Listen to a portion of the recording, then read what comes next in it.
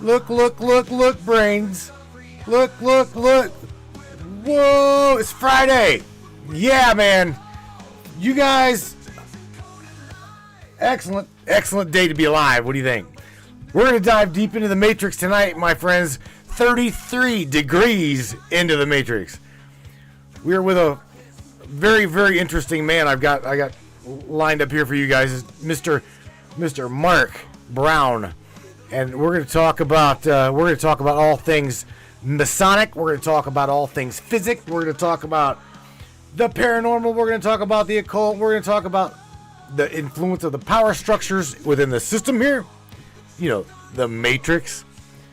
Mark here comes. His bio is. I told him to send me a little bio, and it's like he just sent me a little teeny thing. So I'm going to sum this up. Smart man. He runs his own eco company. He has got a degree from the Tennessee University. He also runs his own business. He's a Mason. He is a Shriner. He is an odd fellow. He is here for me to pick his brain, and you're gonna be able to hear it. Hang tight, Brainiacs. Don't forget to don't go nowhere. Share this broadcast. Share this podcast. Let's have some fun right now. Why don't we?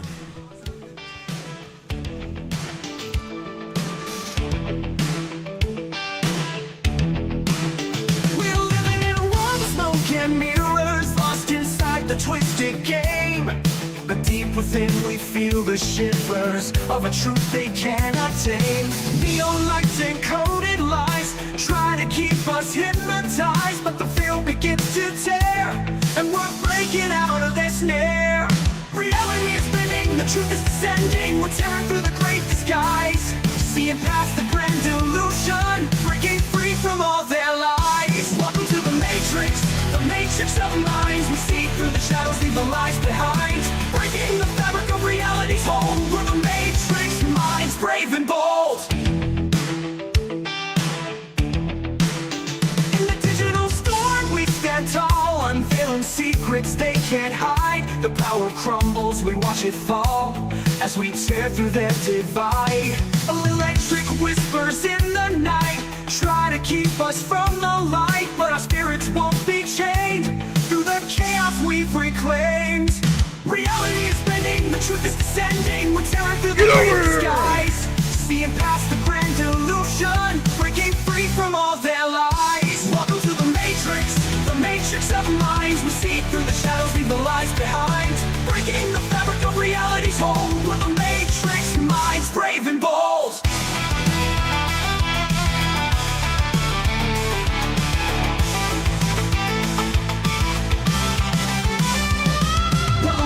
Of the digital age, writing our own story, turning the page. Through the surface we find our way. In the matrix we'll seize the day. Reality is bending, the truth is descending. We're tearing through the great disguise, seeing past the grand illusion, breaking free from all their lies. Welcome to the matrix of minds. We see through the shadows, leave the lies behind. Breaking the fabric of reality's hold, we're the matrix minds, brave and bold. Welcome to the matrix of minds. Together we rise, we're the ones who'll find. In this digital realm, we're taking a stand. We're the matrix minds, hand in hand.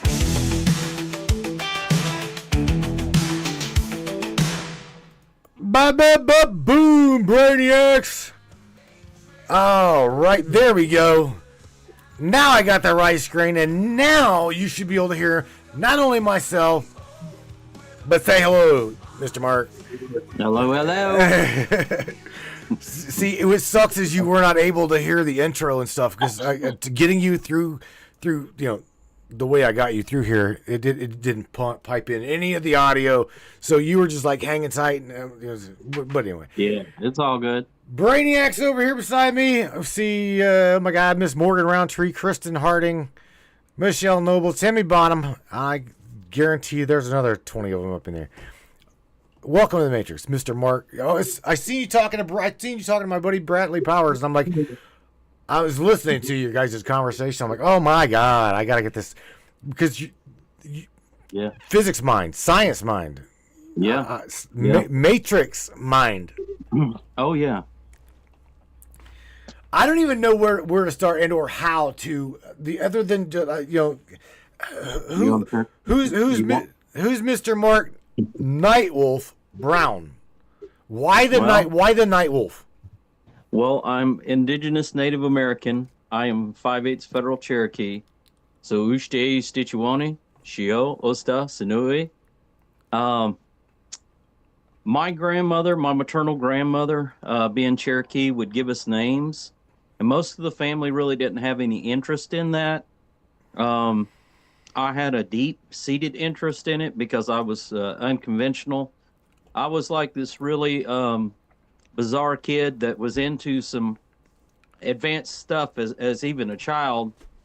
And my grandmother, when I was born, gave me the name Mark Nightwolf Brown, or Maga Sanoi Uya. And it kind of, sounded cool as a kid because, when you're a little kid, everything, you're looking for something sounds cool, this little skinny kid. And I didn't understand the Nightwolf, I didn't understand the link that she was able to pull this from. And later in life, I rescue wildlife. I have raised timber wolves, Mackenzie Valley wolves. I've had, 220-pound timber wolves. Understood their way of thinking, which is 180 degrees opposite a dog. And I am perpetually looking at the night sky. I'm fascinated with it, but more so, I am fascinated with ancient technology, ancient cultures and wisdoms, and the links to the stars. Because we Chaligi believe that we were star children, that we were planted here. And most indigenous cultures do, in fact, believe that. Fast forward, I've been to 43 countries, seen a lot of different religions, and come to understand that every major world religion is rooted in the fact that we have an extraterrestrial origin. Considering the fact that if people says, well, God's not that. Yeah, God's an alien, dude. God's not from here. Guess what? So, yeah, God's an alien. Every God has been an alien. There's none of the gods born on the earth, if you notice, if you go to any mythos. So, I've always been fascinated with the theory that we came from somewhere else, that we were planted here. And then as I grew older, I become more and more aware of my surrounding, how we can control it with words and actions, and how energy controls the atmosphere around us. I understand this. I understand this. And the majority of everybody up in here, Kristen Harding says you've got a wolf spirit. Now here our little audience here, right here, is very, very connected. They're very we call ourselves doodle bots because we think outside of the box. We think more along the lines of esoteric, esoteric, spiritualistic, right? And then you get these guys that are like 100% logical, right brain kind of. I'll just stay there. Logical right brain has a hell of a time going middle brain into the. You know what I'm saying? It's kind of funny you mentioned that. One of the things that I had done, I was going for certification to become a psych counselor in the state of Tennessee. And I was for a couple years at the worst hospital in Tennessee. But they give you a dominance test in psych at 600 level at your master's level. And it tests for basically, in essence, most people use one side of their brain. You use one side of your brain. Doodlebot Wolf Dragon up in here. She's like waving to you. Michelle Nobles, yeah. Doodlebot Wolf Dragon. Hello. So the thing to think about is one side of the brain is incredibly artistic. That's why you see some absolutely fantastic artists, or very creative people, and they won't have a lick of sense. I mean, that's pretty evident with Hollywood, right? Hollywood. We call it pedo-wood here. I call it Hollywood, and I'm telling you why. Because a mage's or a wizard's wand was made from Hollywood, right? So get it. So there is a link there, but Yeah, so it's all smoke and mirrors like the Wizard of Oz, but this takes it to the extreme. But you're either really creative minded or you're really logical minded. And it was funny because I had equal left and right brain dominance, which means both sides of my brain are hardwired to communicate together. Instead of just using one, I actually use both sides, which is unconventional. Flash forward a few years later, I was taking a test, and we had to take a Wessler IQ test. And I had never had anything like that, wasn't sure exactly all the parameters. It was pretty simple. So I blew through the test and went home, and because that was our only assignment that day. And I took the Wessler and, didn't think anything about it. The next day I go back to that class. They called me to the dean's office, going to kick me out of school. I'm like, what in the world's wrong? They said, you cheated on the IQ test. I'm like, how the hell do you cheat on an IQ test? I said, no, I didn't. I sat there the whole time. I didn't have nothing with me. And they said, yeah, you had to have cheated. And then it started explaining every 15 points above 100 is what's considered a standard deviation. And they said it's impossible for you to have scored what you did. I said, well, is there another form for the test? And the dean said, yeah, there's other forms of the same test. I said, can you give me something similar or the same test in another form? Mark be like, can you give me something harder? Yeah. I said, make it harder. He laughed a little bit, and he was fully committed to expel me from school. So he gave me another version of the test, and I scored 2 points higher the second time, sitting in his office. So obviously I didn't get kicked out of school. Matter of fact, I got bored with college, to be honest. Sometimes redundantly simple things bore people, that are, slightly different or maybe a little more intelligent. We get bored. There's nothing really challenging to, learning the same thing that you learned in the 6th grade in college. It's like, really, I learned this in the 6th grade. Why do I got to redo this stuff, So they just it's the same programming pretty much. And really that's what it is. Public education is programming. They're pushing agendas. They're not pushing creativity. They're not pushing you to think, if you think about outside the box, that's great. But the moment you've even put yourself in the mindset that there was a box, you've really put a limitation there. So don't have the box to begin with. Just make it a level playing field. Get rid of the box altogether, because that don't exist. That's a construct of their control. No, we agree with this. We agree. Yeah. So we agree. The we don't need no education, brick in the wall type shit. Blah blah blah blah. Right. I mean, I've had my son educated here at home since he was 14. Smart. Yeah, man. And I'm gonna tell you right now, he's smarter than any of the. No, I'm not trying to brag, but my son, he digs deep. He does. He questions everything. And without putting any parameters on education, when you're pushing an agenda and you have education bills like No Child Left Behind, that was really a bill where you took the absolute zero performer in your class that will not try, who will never succeed no matter what you do. He's going to be a couch urchin. And you take your Einsteins and you hold them back to the middle to where this guy's at, you're actually, retarding back the educational curve. And we don't encourage kids to think or create or to be different or distinct or unique. And that's the failures of American schools, But it has to do with the matrix, because we are quite literally controlled. I didn't add that you were, I did not really add in your bio. I think I did tell them that you were a graduate of Tennessee University, and I failed to say that you had your PhD and you are also into your own scientific research into pretty much physicality. Physicality being reality. Yeah, we're a very distinct company. And, I have the Eco Farm and Research Center, but we also have the Eco Company. And we make gasoline. A few of our accomplishments, we make gasoline for 14 cents a gallon. We have an engine that makes 600 horsepower. It weighs 74 pounds, gets 125 miles to the gallon, and it's only got 5 moving parts. 0 parasitic loss. It can run big trucks, boats, planes, trains, cars, automobiles, and we've not even hooked a turbo to it to see what it'll do with the turbo, which will be more free horsepower.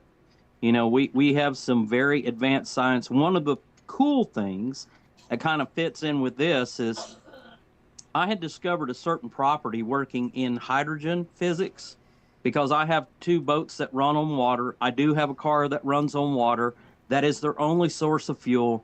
The car, literally, you can back it up to a mud hole, pull a hose out, turn it on, prime it, suck up a dirty mud hole, and drive around your neighborhood with it. Absolutely love it. Love it. Yeah. So the technology was there, and I had worked on a beam of energy that breaks covalent bonds in hydrogen. So it turns hydrogen in its 2 components, the most flammable gas in the world, and its 1/3 perfect ratio potentiator, oxygen. I've tried. So, right. But No. in this technology, we discovered a radical theory, something that could have been weaponized. I hate to say that. We scrapped the weapon side of it because it's too dangerous for mankind to possess. It literally makes an atomic bomb look like a joke. This thing would be space-based and could disintegrate anything it would touch that's living. Which is too dangerous to put in the hands of humans. I'm sorry, but we're still in the primate stage. We're still polluting the earth. You know, aliens fly by the planet and they're looking at all the garbage we got floating in outer space. Oh, We're man. still a very basic. We're basic. You know, my daughters would say we've not got to the bougie stage yet. You Right. know, we're still in basic. We're not even basic good yet. You know. Shit, dude, we are still a type 1 civilization. Yeah, we right? are. As well And as my goal is to move us forward. So we actually have a project called Moongate that works on splitting dimensions, making pathways to other extra dimensions which exist. We know of the scientists have spoken of 11. 33 have currently been found. We think there's more. There's 2 such projects that are working on opening what you'd call a portal. One in CERN in Switzerland. You know, the Bible reflects to the seat of the devil being in a city, and when you research it, it was Switzerland. So the CERN place got this giant statue of this Hindu goddess Shiva, the dance of destruction, the destroyer, and they are working on opening portals. No, hang on. So they You're getting into the quantum physics, spirituality, and occultism. You want to talk about that first? It's up to you. It's Well, up to you. I've got Masonic I think symbols. I think it's a good crux to show us where we're at. All right. What do you think? So it's okay. That's fine. Where do you want to go? You direct us. That's fine because that gets us into literally the last question within my topic of spirituality, occultism, and the paranormal aspects of the matrix around us. So again, that goes into the portals and dimensional knowledge. Okay. Right. Some believe in high. Okay. Now these are my questions that I've had for the last. Sure. I wanted to ask you. How about you shoot your questions off and we'll go from there? Okay. Portals and dimensional knowledge. Again, this is the very last question. I swear to God, we are starting from ground zero. So we're going to start. Oh yeah. Okay. So some believe, right, high level initiates, meaning in the Masonic order or in the world, right? Okay. Some believe that high level of initiates, maybe Illuminati, call it what you will, are aware of portals, this high technology, and or both physical and metaphysical parts of our reality. And is there anything to what I just asked you? Okay. Then I'll respond as a Masonic officer of 2 lodges and a Shriner, and I'm as far up in Masonry as you can go. I joined the organization thinking it was nefarious and thinking it was the Illuminati. Who's that sound like, everybody? I'm used to finding, when I find an enemy, I don't wait to just skirt around the borders. I jump right in the middle of their stuff while they're asleep, you know? So I joined the organization thinking it was malevolent. I had seen some good works out of the organization, more especially the Shriners. They run 22 children's hospital, pay for 100% of the care. I will say unequivocally, state my reputation on it, and everything that I know and hold dear, Masonry is not an evil organization. That was a ploy that was used by the Catholic Church to demonize Masonry after they took out extensive loans from Masonry to build all their great cathedrals, including Vatican, and the remaining mountain of gold that the Pope sits on today. They basically called us devil worshippers, branded us as such to keep from repaying their debt. So they killed and murdered the people they owed money, and then we went into hiding. Now, they did take a lion's share of the gold, but not all the gold, and we basically blended into the background. And I'll tell you the benefits of Masonry. And think about why this was done in the name, and not just religion, because religion and governments are very similar and more interlinked than people realize. So they basically had control. And when they knew that we had a level of control over them, they wanted us gone. So they've even created organizations to mimic Masonry, such as the Knights of Columbus.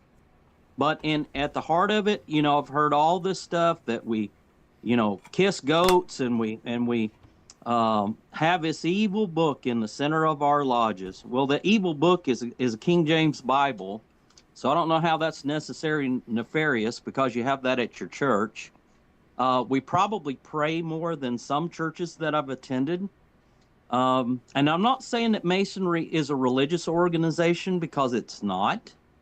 But I will say, and I can say unequivocally, no atheist will ever be a Mason. Now, your question about the Illuminati, I will address it. I have met Illuminati. I have their 3 handbooks. I know who and what they are.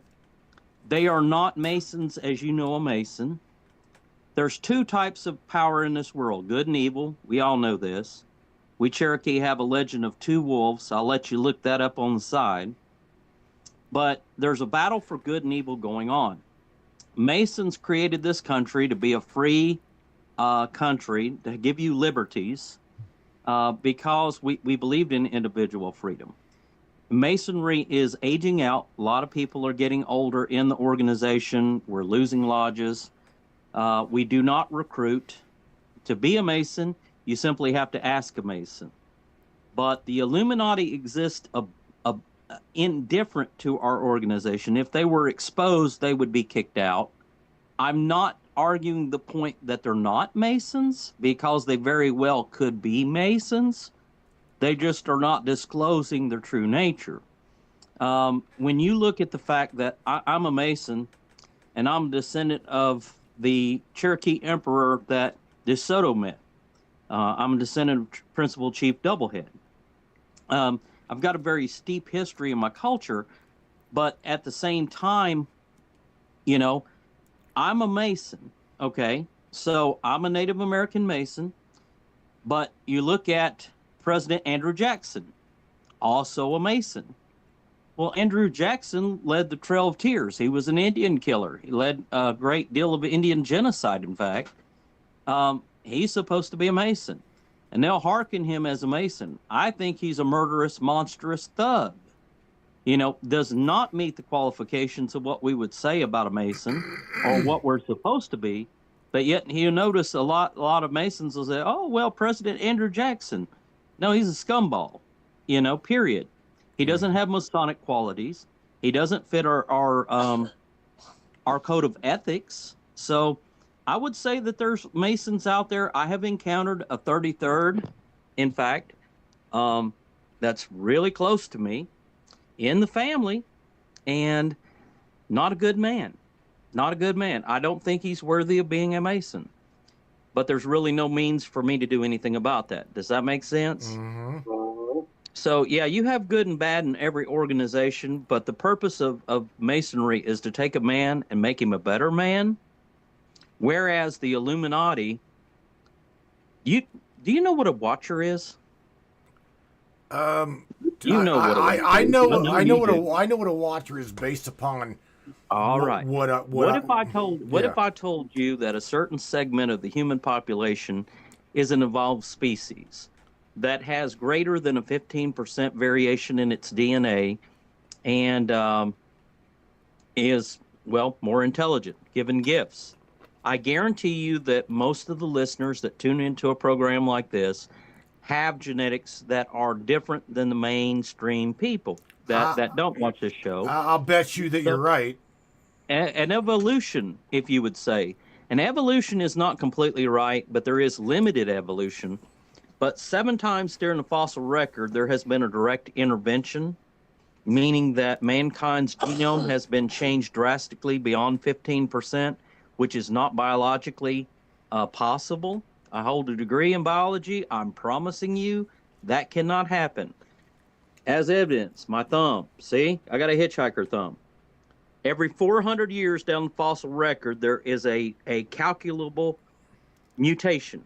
Every 400 years, like clockwork. Blue eyes, a mutation. Pale skin, a mutation. Blonde hair, a mutation. When you go down the fossil record, there's 7 distinct jumps in humans, in the human species, and we're continuing to evolve. Now wait a minute. There is Hang on. Wait a minute. Now is Yeah. that evolving, or is Mm. or is that manipulation? Because there's a question that I want you to travel right on into by Yes. David Nash, right? So shout out to David Nash. He says, Okay. so what do y'all refer to as the great architect? And is there any as any of the history from the Sumerian texts? So go Okay. back to your first question. Okay. There is no information in Masonry that applies to the ancient Sumerian text. There is symbols that are involved that speak to higher purposes or higher levels of understanding. But basically, what differentiates a man from a monkey in human structure or intelligent structure by human, the sacred use of geometry is used. So when a Mason uses the term G, you're going to see 3 different things. You're talking about the grand architect, which we would call God. God may bear different names, and we don't tell you exactly what to call God. That's your personal decision between you and your faith. So we don't step on toes there. We do ask that you believe in a God simply because you have a conviction at that point where you're going to do an honorable thing. So there is no Sumerian or Anunnaki links. I wish I could tell you otherwise. I have done deep research. I love the Sumerian and Anunnaki tales. I do think that they play very heavily in the Christian Bible, predate it, and probably are the inspiration for some of those tales.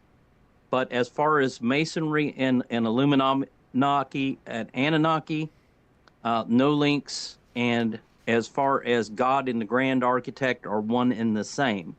But that's not entirely what that G stands for in Masonry. Only a part. Okay. So now go back to where we were. You were going through we were going through the evolution of humanity. Okay. Right. So again, your assumption is correct. manipulation, modification. Both are correct. So we're talking Both are correct. Yes. modification to evolve consciousness. Every 400 years, remember, there'll be a standard mutation, or in the species. However, there is quantum leaps that take place, and these quantum leaps are nothing that can be done biologically. I have a friend who's a statistician. He was an atheist, who's now he's a Baptist preacher, because he did the theory for the Big Bang twice. Mm-hmm. And neither time would it work out. He said it's not provable. It could never have happened mathematically. Mathematically, right. I was about to ask you. Mathematically, it's absolutely impossible. And so we have both a limited form of evolution that occurs very slowly, and we also have manipulation of the species by other forces. Okay, I'm going to stop you again. because we understand that what I personally totally get what you're talking about, and I guarantee you the majority of these people do too. I also understand that you are, you being a very educated PhD physicist, mind, blah blah blah. Whenever we said the math didn't work, right? Correct. Is there all no again? Is that just fundamentally saying that in our physicality and the matrix, right? That there is a point where physics isn't going to physics. Correct. See, we talk about we talk about this all the time, and going into my own mind. Whenever I think, I call up Larry, or I'll now I'll call up you, or we'll have a deep. You had a curtain. You had a curtain behind you, right? Yes, the Matrix. Okay. You remember the Wizard of Oz, the smoke and the mirrors, and they was projecting the big head on the curtain? Oh yeah. So when you're a little kid and you watch that show, that's very real to you, right? Yeah, of course. Very real to you. Absolutely. Well, so is this world you exist in. You are a spiritual entity having a physical experience. This is what the ancient Jews would call a flesh golem. You are a flesh golem. I call it a meat puppet. I love this. You are a series of biological systems that is not much different than a machine. Matter of fact, your doctor has the exact same diagnostic techniques as a mechanic. They're going to test it by system, the same as a mechanic. So the two are interrelated because you're basically a biological machine holding a spiritual being. And evidence of this is the fact your brain fires with electricity. Your brain uses from 15 to 25 volts of power at any given moment, watts of power. You could power LED lights with the energy in your brain. Now, energy never dies. We simply know in physics that energy can transmute forms. It can turn into heat, light, motion. Correct. But it never, ever dies. So when you cease to exist and you're no longer a little vessel holding your spiritual energy, it transcends. Why are you starting to break up on me? You're starting to you're getting too close to your phone or something, and it's like... Oh, okay. Is that better? Yeah, there you go. And besides that, you're it's like your connection was starting to be cut off a little bit. Okay, keep going. They don't like what I say. Trust me. They don't like this. DOD, DOE, they dislike things that I do immensely because I'm here to see humanity grow. Tell them to sit back, shut up, and take notes.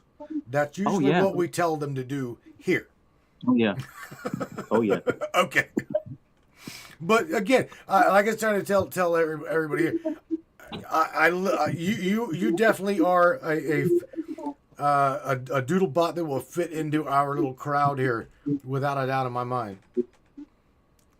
Yeah, I'm one of those weird pieces. I guess I don't even tell the local people what I'm into or what I'm doing.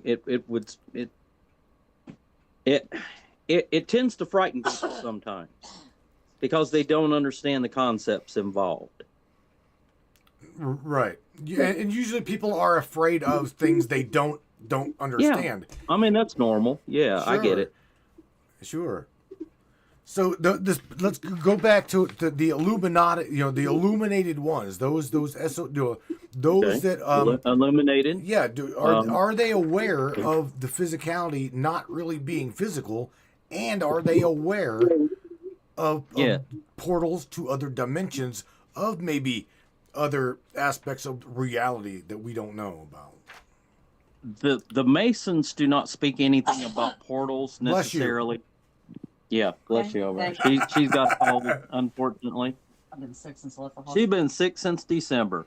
Was in the hospital and been coughing ever since. She's had this cough, but make a long story short, Masonry doesn't speak anything about portals or extra dimensions, but it does speak about a higher consciousness. The illustrations of Masonry is to take a good man and make a man better, but there's a spiritual reason for that. So it is believed that we're doing good works that will be accountable on the other side. We could talk about greed, churches where you have, their sole leadership sitting on a mountain of gold, be it whatever faith. I'm not going to point any fingers, but I did speak about him earlier. How do you sit on a mountain of gold with little starving kids in the world? Right. That's kind of a double standard. So you're looking at the worship of an ancient deity that we would call Mammon. Mammon is a demon of wealth and greed. It still exists very much in the world. If you care more about a big check than you do your neighbor, that's a problem, or your brother or somebody in your family. So, we understand that there's a higher concept at play as far as your spiritual being and what it takes to transcend to the next level. Makes sense. And on the fish god. Mr. Mark? Yes. Portal technology. Are they aware of portals and things like that? Are you asking about the Masons? No, I'm just asking in general. The illuminated ones. The ones that, again, the way I formed my question. Illuminated ones, I have to clearly define. Okay. There's two forms of illumination. You have an illumination is the same concept. It's how it's applied that makes the difference. So one could gaslight and say anybody illuminated is nefarious or evil. No, it simply means that we're educated. It means that we know things, illumination of ancient principles. For example, the term gnosis, advanced understanding of the metaphysical. Gnosticism. Right, Gnosticism, correct. And that might be something to do with that G we talked about earlier. But the fact of the matter is it's how it's applied. So if you've got people that have knowledge, it's how they use the knowledge. So Masons tend to use it more toward the side of good, keeping people working together, keeping them organized into, a good and wholesome society.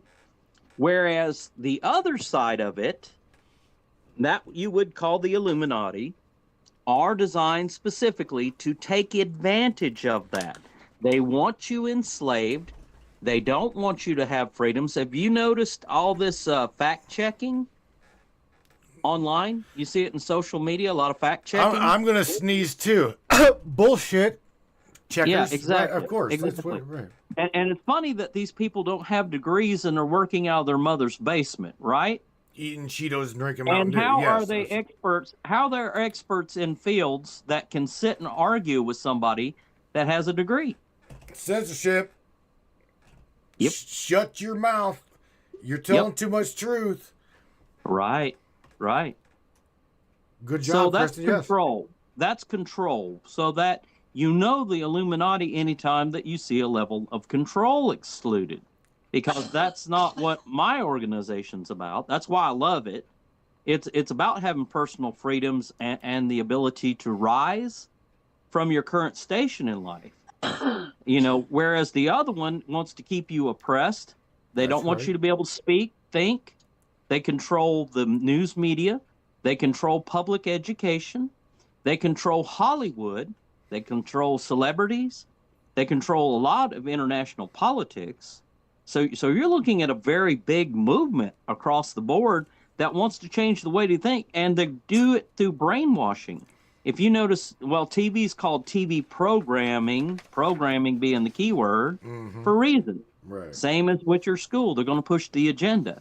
They don't allow you to think for yourself. They don't allow you to fact find. You're going to think what I think.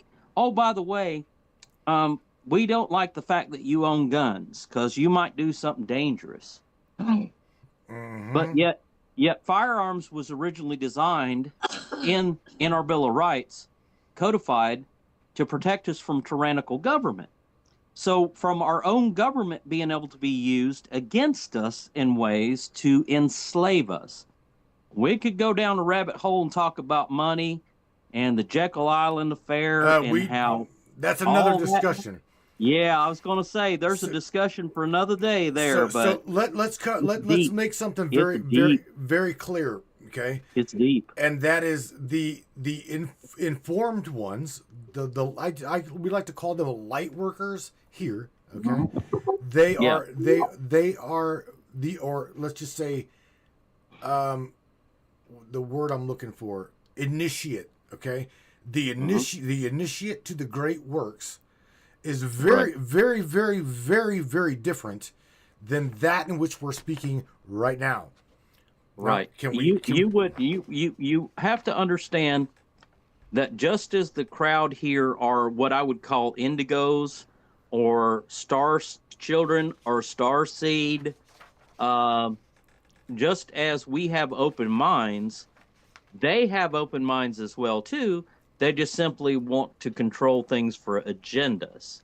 So there's the difference. One's about that level of control, but it plays a lot to do with the matrix and the entire understanding of your existence. got a question that I seen Mr. David Nash asking again. He's like, "What is it, and why are they? What is it with the worship of the owl by the illuminated ones?"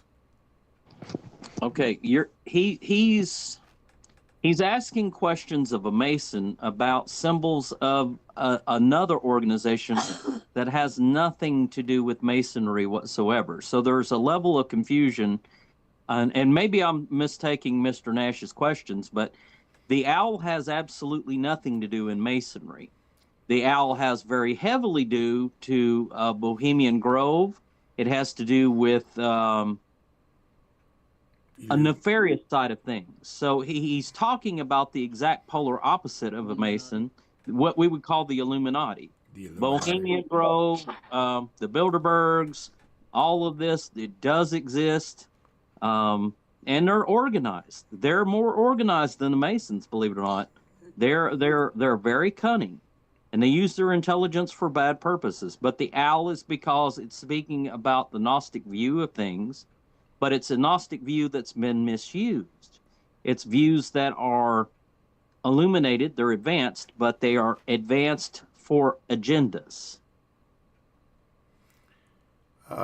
They are the ones an owl can see in the dark. So we're talking illuminated ones, those that know things that can see beyond the darkness. Correct. Right. That see the big picture, but how they're applying it is the problem. Right. You know, They're using their the gift. pine cone is also a symbol that's used by that side too. So bear that in mind. The Vatican. Wait. Think about that. If what you just said is okay, this is true. If what you said, the connection, there's a one big ass pine cone, which represents the pineal, the knowing, Pineal gland, right? In the Vatican Square. So we're aware of that here. Well, just look at agendas. When you have a pope that is fussing because you had a president that wanted a wall, and Right. whether you stand on one side of that issue or another, the man that was pointing the finger has a 40-foot wall around the entire Vatican City. I mean, Right. really, that's like the pot calling the kettle black. Yeah, no shit, right? Yeah, right. All right, so let me move up to my other question. So we're now since we're on this topic, spiritualistic occultism and the paranormal aspects of whatever the world, right? Yeah. Okay, extraterrestrial connections. Okay. Okay. There's speculation that certain esoteric teachings in Freemasonry have origins beyond Earth. Could this possibly be true of that? Absolutely. Absolutely. I would definitely confer that, because think about this. As we stated earlier, God's not from around here. God's from somewhere else. The higher powers and the spirituality of this world is not this world. It's another dimension. What you call heaven, what you call hell, they're not in this dimension. They're not just floating out there in outer space for the Hubble telescope to find. They exist. They're just not open to us currently. I agree. I agree with that. Alchemy and transmutation. Okay, let's talk Oh about boy, that. love this one. Talk about for a second. Does Sure. modern Freemasonry still preserve the ancient alchemical teaching and the Gnosticism behind it? Now, again, I use that word. Okay. Gnosticism, yes. Whether it's physical, mental, or spiritual transformation. Spiritual. Spiritual. In the heart of a believer, in the heart of a man that wants to do better things in his world, yes, that Gnostic principle is applied. As far as transmutation and ancient rituals or dogma that has to do with the physical, no. Okay. Sorry, and if I'm hurting someone's feelings that they wanted to join Masonry, think that they're going to learn some great and wondrous secrets of the universe where they can turn lead into gold, sorry to burst your bubble. Not going to happen. I got you. Now, I'm not going to say you can't find gold in Masonry. I'm not going to say that you can't become successful and get great wealth. But the wealth of Masonry is not involved in esoteric principle outside of the belief in doing a higher calling. But it is tied to the brotherhood, and it is directly tied to the fact that you can have 15 men in a room from different walks of life, and all of them are brothers when they walk into a room. Mm-hmm. They're on a level playing field. They're on the level, as we would call it. That's one of our symbols, on the level. All right, so so shots from Miss Rebel Ray. She's like, heaven, hell, heaven. Okay, she's doing speech to text, so this is a fucked up question. Sure. Heaven, hell of figment. So I'm going to guess it. She said is heaven and hell is a figment of your imagination. Your life is what you make it. If you can present it and it's so is other realities. They're in a now screen scrolling on me. But anyway, Okay. she's just saying that the majority But of you believe that heaven and hell is a figment of your imagination. right. Okay, well, if heaven and hell was a figment of your imagination, where did you come from? Why are you here? And why is it that all this evil entities seem to run from the feelings of one entity, one name? I'm sorry, I've never seen a demon run from the name of Thor. Sorry, hate people's feelings to hurt there. But if you believe in the goddess, I've never seen a devil or a demon run from the name goddess or Diana or Dionysus or anything else you would want to use. There seems to be some kind of power to that name. So, and that's if you believe. But if you don't believe, I guarantee you, if you ever been in a foxhole, you're going to believe before you climb out, especially if it gets hot. All right. Something about parallel universes. Oh my God! Now I gotta go over to the Oh, chat. yes. Ask that one, please. Hang on. Let me get over there. Let me get over to the screen. Where are we at? This is fun. This is fun. I just told you. This is fun, This is a dude. fun. I love this. This is a fun broadcast. I love these guys, man. They're fun to talk with and deal. I love Wednesday. I missed What happens when they realize they can control the world around them? That's going to be the fun part. I don't know. Oh, gosh, imagine that. So, okay, continuing Rebel's question, she's like, there is no past, there is no future. We live in a present. Every parallel universe. My soul and other parallel universes are making their present as I am making mine. Do you see? I don't believe that, because you have memories. If that's true, you would have no knowledge of a memory of a past. So that's saying that the past didn't apply. It's erased immediately. That's a fallacy. It's complete impossibility. You would have no recollection of the past. You would have no past memories if that were the case, because they simply would not exist. So I think that in your own statement, you've disproven your own theory. Okay, so if the past and the future doesn't exist, then how, number one, do you create a future, and how is the past already have occurred and you remember it? Other people remember it. Mm-hmm.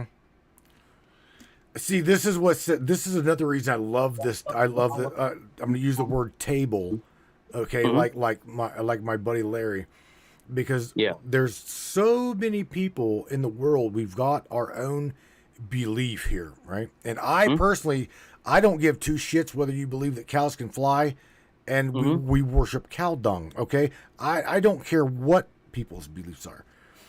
With a big enough trebuchet, they can. Rebel says, see, the thing with everybody is that they have their own way of believing. I'm so glad she said this. So you can sit here and say there's one way of believing. Not everybody's going to agree. And again, she'll agree to disagree. And I don't give a fuck. Oh, well, now she's getting defensive. Don't get defensive. Just say agree to disagree, sweetheart. And you know what I'm saying? That is what's so unique about this audience. Then I would say just question the fact that she has memories. Put her theory to the test scientifically and test the fact that she has memories, and then answer her own question. I think that it's a moment of awakening for her. So Tammy Bonham says in the chat, shout out to Tammy, hello. So is the reason that we get our memories wiped whenever we leave and whenever we come into this parallel. Okay, shit, I misread it. So why is it you believe that we get our memories wiped whenever we leave that plane of wherever and then come into this physicality of existence? What says that process is always infallible? Because I personally believe in reincarnation, which is unconventional for a Christian. But I have had two scenarios happen in my life that happened when I was very young, that I absolutely do believe in reincarnation. I believe that you can come back. I believe that your memories are, for the most part, erased, but you can tap back into them.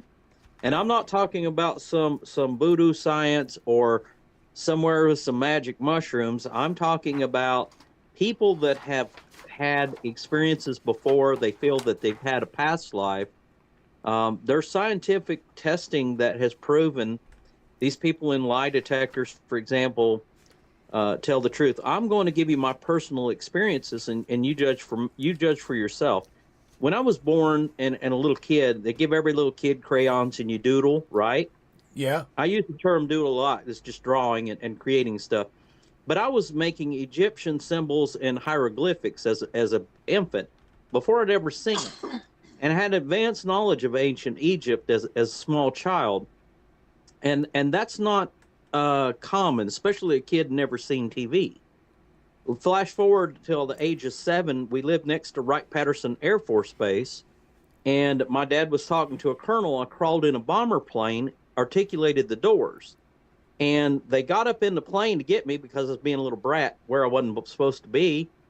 And the colonel started asking me questions about the plane. I spoke about how far it could fly on its fuel, how many bombs it could carry, and what the duty station of everybody inside, but more importantly, what their station was if that person was taken out. So if that guy got shot in the plane, who took his place, or did that seat sit empty? And the colonel broke down into tears, and he told my dad that was impossible for a child to know that. He said, why is that? He said, because I flew sorties in World War II in one of these planes, and only a crewman would know. I had a lot of dreams throughout my life about a plane called the She-Devil, and a officer by the same name as me. And I did a little research. The plane existed. It was shot down over France. And there was a captain on board by my name, and I have seen the gravestone. So when flash forward a few years later, I'm watching the movie The Memphis Belle, and my friends have to hold me down because I get very traumatic, and I went into a fit. From watching The Memphis Belle, yeah, I think there's great validity to reincarnation. Absolutely. So I don't think your memory always gets completely blanked out. And I think that those are people we sometimes refer to as an old soul. Miss Tammy Bonham continues the question saying, "Oh, please do tell us how that we can possibly get back to where we are able to obtain our memories back." Reflective meditation is always key. Just tuning into the frequencies and listening to what comes to you. I mean, if you keep having reoccurrent dreams about something particular from the past or a period of time or something that is more than just a fascination with something, that's probably a good indicator that you may have traveled those paths once before in the past. Now, I'm not saying that the path is the same for everyone, but it'll become pretty evident pretty quickly. And if you get so convinced that you believe something, go in and get scientific tested. I mean, a lie detector is not that expensive. Mm-hmm. You can get a series of questions, and believe it or not, they're going to know if you lie. It's very hard to beat. Well, I'm not saying you can't beat a lie detector because we're trained sometimes to do that. Are you able to see the screen any better? No, it's still way out here. Damn it. David Nash says microdose before going to sleep. LOL. And well, we could talk about DMT. Been there, did that. Strong stuff, but yes. Meditation. Remember, did I tell you I did that? Did I tell you I did it? DMT? I did it one time, and that is the last time. Did you have a bad trip, huh? No, I had a. That's Scary probably one? No. This is why I'm probably talking to you. I decided to take myself out. I was in a really bad position in life. I was then that was productive. I was in my mid-30s. Yep, and I took this substance thinking that it was going to take me out. Okay, I did not have no damn clue that it literally took me out of this world, only to present to me why I'm supposed to be in this world. Do you know what we smoked in the peace pipe? Peyote. No, we didn't have peyote as Cherokee. But we did have a mix of marijuana, which was natural. And salvia? And no, a form of trumpet vine. And guess what's found in trumpet vine? Dimethyltryptamine. There you go. So let me ask you a question. It's like right here, see my hat? Who likes Scooby-Doo, right? You ever wonder why Shaggy was always so calm and him and Scooby always had the munchies? You never notice two potheads wanting to fight. They're always wanting the munchie, and you're always chill, right? I say that all the time, yeah. Right. And I am for the legalization. I'm gonna say on record. There's great, and I'm not a big pot smoker. I don't do that, but there's medicinal purposes for it. It's a fantastic substance, and Big Pharma hates that crap. Raise your hand if you are down with ancient Egyptian lure, says Miss Kristen Harding. Mark raises his hand. Oh, yeah. Yeah, that's some cool stuff. Anunnaki teacher, the telomere cap. Oh, okay, yeah, the telomere caps that were put on our DNA kept us spiritually over ascending, but we have the ability to surpass the genetic enhancements. Oh, well, part of the technology we've discovered is how to stop aging, to reverse it. I'm going to tell you something you're not going to believe, and if somebody told me, I wouldn't believe it either. I think they're a lunatic. But we have figured out that, you remember the old photocopiers? You had this flap, and you put a paper in under it and scan it, and then it would print a copy? I do. Okay. So when you print from a modern file, you're printing from a master file. But if you had an old photocopier and you was taking the paper out that was your copy each time and making that your master file, your file's going to degrade. So the picture's going to get weaker and weaker until you can't see the words. That's what happens with aging. When God made man to age to 120 years, you have chromosomes, which are little telomeres, which he's talking about, get shorter with age. And we have figured out under the right conditions that those can be regrown, and you would change the body chemistry. We put a man in a habitat for 3 months. He was a 50-year-old man with basic body chemistry. When we come out at the end of 3 months, just living a normal life inside the habitat, he came out with the body chemistry of a 40-year-old man. So we effectively reversed aging. You still look the same, but your body chemistry is a lot younger. Our next test is going to put the feller back in the habitat and see if he comes back out with a 30-year-old body chemistry. Interesting. Yeah. So how many celebrities and wealthy people are going to want to invest in that technology? But I want it to come to the masses. Right. And I think that we should prioritize who gets to use it, because the people that are going to make a changes in the world, our best and brightest, are the ones that we should preserve first. Not just money. Not just money. Miss Morgan Roundtree totally agrees with you. She says exactly, those can be regrown and repaired. Correct. Sound frequency has a lot to do with things too, more than people realize.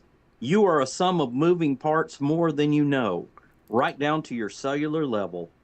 Frequencies have the power to heal, regenerate, and rejuvenate. Case study. I've had 2 paralyzations, been paralyzed from the waist down twice, closed cell head injury, brain damage, reconstructed shoulder, been shot, stabbed, run over, fell out of an airplane a bad way, and I'm kicking around and running a farm. You're talking about being a Marine, right? Jumping out of shit. Yeah, we do all kinds of crazy. Jumping out of a perfectly good fucking plane right there. Yeah. Mr. Anunnaki teacher, or Mr. or Mrs., I don't know who this is, says, yes, that's consuming colloidal gold and colloidal silver. There's a lot of validity to those, but that's not what this property entails. But remember, there is a lot of very valid theories to that, but there's also the elements of copper and iron that play very heavily into things. So yeah, there is validity to that, but it doesn't have to do with the telomeres. You ready for another one? Sure. So again, dealing with the Matrix, not necessarily pinpointing on the Masonic level here, okay, but your perspective on it. The Akashic records, right? Mm-hmm. We know that you're aware of that. So some Masons speak of accessing or touching into assessing a universal knowledge, okay? Yeah. Or what's called the field of knowing, or the river of knowing. Has any of this personal experience touched you, and can you give yourself an example? Absolutely. I'm nothing more than a conduit. So I have done some pretty amazing things, and I'm not tooting my own horn, folks. If you ask me, I'm going to tell you I'm just a farmer, and that's true. Not all the seeds I plant in the field, though. But I am truly an organic farmer. However, the concepts that I get come from other places, higher intelligences, and if you believe in the Christian Bible even, it speaks in there that you create your own reality, and there's nothing new and under the sun. There's no, think about this, if ancient mercury, liquid mercury is found in ancient sites, they didn't have the technology to do that. Right. They didn't have the technology to move. We don't have a machine today strong enough to move an 800-ton stone block. No, How many ancient sites are constructed with blocks so heavy that our heaviest earthworking equipment, earth movers, can't even begin to move it? Well, I'm going to debunk you on that one. Okay. And I'm going to say that is an ancient, I'm just going to label it is that as concrete. I don't no longer believe, based upon, I'm saying I have been in Egyptology all my life. So sure. I'm going to agree to disagree on that one, because I believe have you seen the places where ancient drilling in Egypt has been done, boring projects sawing projects? So why would they cut into banks to quarry stone, where stone was obviously cut for a lot of these? Like there's an obelisk over there that's unfinished. So that obviously was not a poured thing. That was a sawed thing. But think to yourself this: how does somebody solve those elements with bronze? I agree with That's you. not going to happen. But there were multiple. You got to remember, on that plateau, you see There- multiple there- technologies. I agree. There is technology where concrete was employed, or forms Yes. of concrete. Matter of fact, they just discovered how the Romans' concrete actually set up, how the sulfur structure was different. But but there's also some missing links in there about molding stone. Exactly, Mr. Mason. Listen, let me say something real quick, because you're molding. Talking about molding, right? Mm-hmm. I can show you, like literally show you tonight, and everyone else, like the castings, all of them lions, right? Allow that there's the causeway, the causeway of lions, heading towards the Luxor Temple. Okay, like Mr. Nash just pointed out, Baalbek Temple. All of these things, that right there, Baalbek, is a perfect example, as well as the lion corridor of moldings, castings. Yeah. Okay.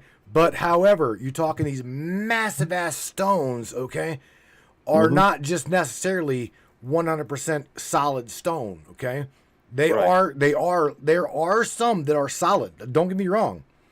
Okay, that's what I'm saying. I will agree to disagree, because doing research on around the world, they're put together of combination of both solid concrete. Oh, I agree. Okay, solid, I agree. as well as molding for molding. I'd agree. Okay, let's take for example. Red granite. Okay, red granite requires a diamond tip to cut. Correct. So what does that tell you? They either and this is the thing. You guys, even as a mason back then, masons were back then. Even back then, you could not do a absolute 100% straight line, 0 degree straight line. Okay, 0.1 degree of a straight line, unless you had laser technology. Now, correct. Correct. Very correct. Yes, you're on to something very strong there. Bear in mind, this is that. Are you familiar with Washington Monument? Absolutely.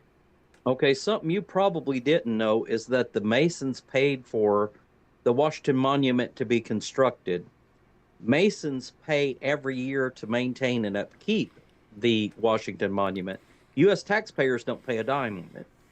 But look at how it's constructed, and look how much smaller the blocks are in it than they were in ancient times. So you're looking at a big difference. We don't have the technology today to replicate some of these great and wondrous sites. No. And it's sad because we think that they're primitive, when actually you're not moving forward, you're moving backwards. There's the fallacy. You're not moving forward, you're moving backwards. You're becoming more and more dependent, not independent. You're not moving. Everybody thinks, oh, well, we're moving forward into the future, back to the future. That part might actually be correct. Think about the title of it, Back to the Future, not Ahead to the Future. They didn't call it Ahead to the Future because they knew good and well that's not the case. It's backwards. That gets into a deep rabbit hole, but the future that you call the future, is the past.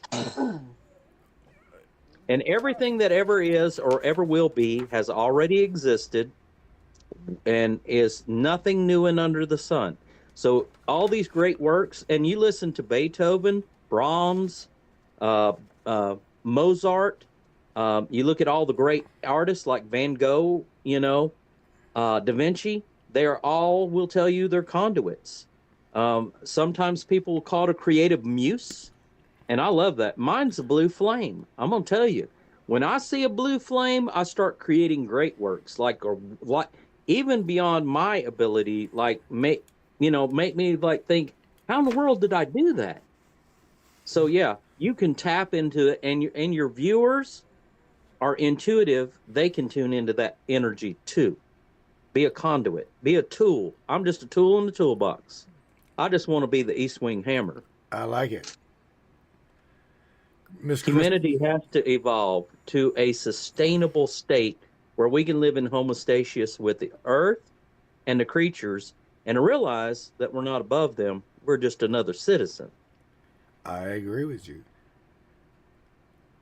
Okay, so the Anunnaki teacher says he dropped some bombshells here because I love talking about this topic too. Mm-hmm. I've talked about the Black Knight satellite many times here on this program. Mm-hmm. Says that technology that we'd had back then, okay, have not been discovered because their tools were hidden, or the use of higher technology, higher brain function to levitate objects as some can do now. Yeah. I agree with that. Oh, yeah. Hell of a Oh, I agree too. Yes, absolutely. Yes, that is correct. Miss Kristen says blue flame of truth. Yes. Yep. All right, let's move on. I've only got you here for 2 hours, bro. Go ahead. Again, falling underneath of the category of spiritualism, occultism, paranormal aspects of the reality that we're in. Let's tap on the last question I got for you, and that goes into ritual. Okay, let's go for 1,000. All right, the rituals and consciousness shifts. Okay, Masonic rituals are said to create physiological or even spiritual changes within a human being. What really happens on an energetic level whenever you tap into and or give into that theoretical part of your reality? You come to realize, and I would agree with that 100%. Yes, you do. When you come to the realization that a lot of people come into Masonry not self-actualized, and I know that your viewers will understand that term, but when you come to a level of self-actualization, I equate it to waking up and coming out of the primordial ooze, and you're crawling up on the bank and you're looking around, you don't really see any other people because there's not a lot of people on this level of understanding. And it gets more advanced because there's another ooze too. We'll go into that rabbit hole later. Okay. But once you're self-actualized, you'll realize there's very few of us that are actually conscious and actually awake. We're awake, like Neo in the Matrix, when they're waking the people up and they realize, oh, I've been a human battery. Oh, God, yeah, right. Very few of us that are awake. That's the reason why my grandmother perhaps named me a wolf, because I'm not among the sheep. I'm sorry. Sheep are prey. That's it. I don't want to feed on them because I raise plenty of good vegetables, right? But, at the same time, you can't argue with the people because they believe hook, line, and sinker the crap they've been told, no matter how redundant or ridiculous it may have been. Like, are you familiar with Marxism? Oh yeah, a little bit. Okay, so in Marxism, a book by Karl Marx that talks about ways of program. If you do something bad, let's say that you're Hitler and you do something just awful, then you're going to accuse your enemy of that. You're not going to take accountability. You're not going to say, oh, yeah, we did this and it was horrible. You accuse your enemy of this. That's what Crowley did. Aleister Crowley used Marxism. Exactly. But they're using similar techniques. There's an American political party that's bad about that. Okay. If you have slaves and you fight a war for slaves, and then you vote against women and those slaves having a right to vote, and you vote against the 1964 Civil Rights Act, and then later on that poor people are given cheese by the other party, free commodity cheese, and you take it away so that your party gets 3 congressional pay raises in a year, don't tell me that you're the party of the minority. Don't tell me you're the party of women, and don't tell me you're the party of the poor. But that's exactly what they'll tell you they are, and it couldn't be further from the truth. They did that. They absolutely did. They absolutely deflect. And so when you see right now, there's major corruption being exposed, and they're like worrying about the guy who's exposing everything. It's like, wait a minute, I'm waiting on the criminal charges. I'm telling you, a lot of horrible things have been done to the American taxpayer, and most of the people are just sitting back saying, oh God, Elon Musk has got access to my Social Security account. Right. Well, it's okay unless you're claiming grandma that's 125 years old that's been dead for, 50 years. Right. Yeah, you deserve to get in trouble. you know? So, I mean, it is what it is, but deflection happens. But that's an understanding of the matrix because people are quite literally programmed, brainwashed, deceived. They will demonize somebody that doesn't deserve demonization, simply because a party says, oh, bad orange man, for example. Orange man bad. Come on, guys, look at the big picture. Look at the foundation of a party. Look at what you've not been told. Look about your money. Did you know your money's backed by nothing? No gold, no oil. It is no different than monopoly money, except the government tells you it's worth something. Oh, yes. Welcome to the Matrix, folks. Google straw man, Google admiralty law, and if you want to learn how the government is not working or cannot work, not at all, there's a little 3-minute Jones plantation video on YouTube's free. I'll take you down a rabbit hole. I just planted some new seed. Yeah. Well, shout out to a traveling brother in your brotherhood. James Roundtree is in the chat. He says he's pointing fingers. He's pointing fingers at the Democrats. Well, yeah. I wasn't going to say it in so many terms. I think people would figure it out real quick. Oh yeah, he's on it. When you give us every racial, I'm going to give you one. You're going to love this. When the same party gave you every racial division group in the country, like the KKK, BLM, Antifa, Weatherman Underground that blew up the White House, there's a problem. Did you know that I have a card that says that I'm 5/8 Federal Cherokee? It's called a Certificate Degree of Indian Blood Card, or CDIB. Did you know I have to tell you I'm 5/8, even though I have Chiricahua, Apache, and Choctaw? I can't claim that. Why? Because you can only claim one on your federal card. Because we're turned into a math problem.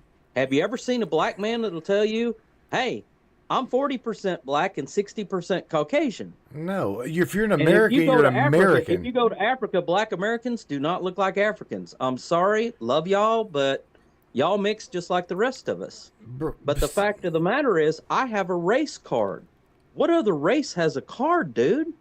In that racial discrimination against you? Yeah, absolutely. Yeah, and guess who's ready to file a federal lawsuit about that? Would that be Mr. Nightwolf? Oh yeah. Yep. Because there has to be some changes. Fundamentally, we're still in a civil rights struggle.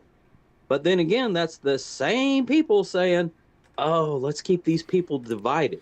They don't want educated people working together. They don't want people of color working with Caucasians or vice versa.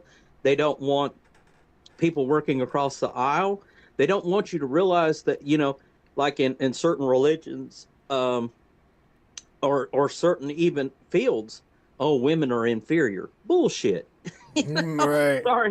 Sorry about but it's true. Shout out to they're quick. Equal level. Miss Lisa Thomas says, actually, your money is backed by gold. You just don't know it yet. Lisa's from Canada, so shout out to Canada. Hello, Lisa. I see you up in there. No, actually, it's not backed by gold. It's called a fiat currency, and it's actually a debt note. The U.S. gold stockpile does not back the U.S. dollar. The U.S. dollar is controlled by 12 private banks called the Federal Reserve Banks. They are not owned by the federal government, even though they're called the Federal Reserve Bank. They have no reserve, and it is loaned to the American people at interest. I'm gonna give you a scenario. You go to the bank, you ask for a loan of $100,000, and 10 people do this. The Federal Reserve, you don't know this, but this is what happens. The banks are given $100,000 to loan each one of you. They call up the Fed prints the money. Problem is, it takes $120,000 to pay each one of them back. But they only printed 1 million, right? Mm-hmm. But it takes 1.2 million to pay it back, meaning by design, 20 to 30% are going to default on their loans. Exactly. That's how money works. It's a debt currency, and literally it is exponential debt going backwards. That's why President Lincoln was assassinated, and John F. Kennedy, and Ronald Reagan, when he mentioned putting us back on the gold standard, was shot. And also Mr. Trump in his first term was talking about it. and notice a lot of crazy stuff happened to him that head that off at the pass. 4 countries were not on the IMF or the World Bank when Barack Obama was in office. One of them was Syria, one of them was Libya, North Korea, and Iran. Mm-hmm. Okay. And guess what? While he was in office, magically, Libya and Syria fell and are now under the IMF. So only 2 countries are not under the IMF, North Korea and Iran. So who's the boogeyman? Of course, we know who the boogeyman is. We know who the boogeyman Of is. course, like I think either Lisa or someone said it, we've got a banking cartel. Again, cartel. Bingo. And you The pointed it out Matrix. earlier. The Matrix. Sure, the cartel is the ones that created this. And Yeah. again, What happens if the people started trading in monopoly money? What happens?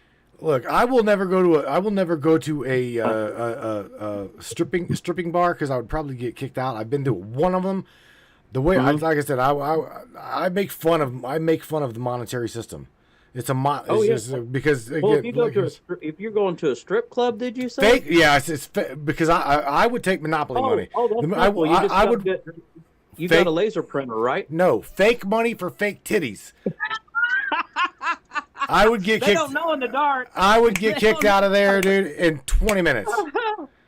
They don't said- know in the dark. They got funny money. funny money. She said, "You want to dance?" I'm like, "Yeah, baby, I got $100 right here." No, I think I'll refrain. No sticky on my pinky. No. No, I'll refrain. No, we understand what you're talking about, though. We understand about the Federal You gotta Reserve being understand, we have banking. fun. Yeah, but the world around you is not at all what you perceive it to be on a physical, spiritual level, or even intellectual. Everything that you have been taught, your history book's 95% false. And you know it's false. I'm going to prove it to you that it's false. I've never even looked at your history books. I'm going to tell you it's fake. And here's how you know. Because if that was a real history book, which I'm in the process of writing one, it would have all different perspectives to every story, right? Mm-hmm.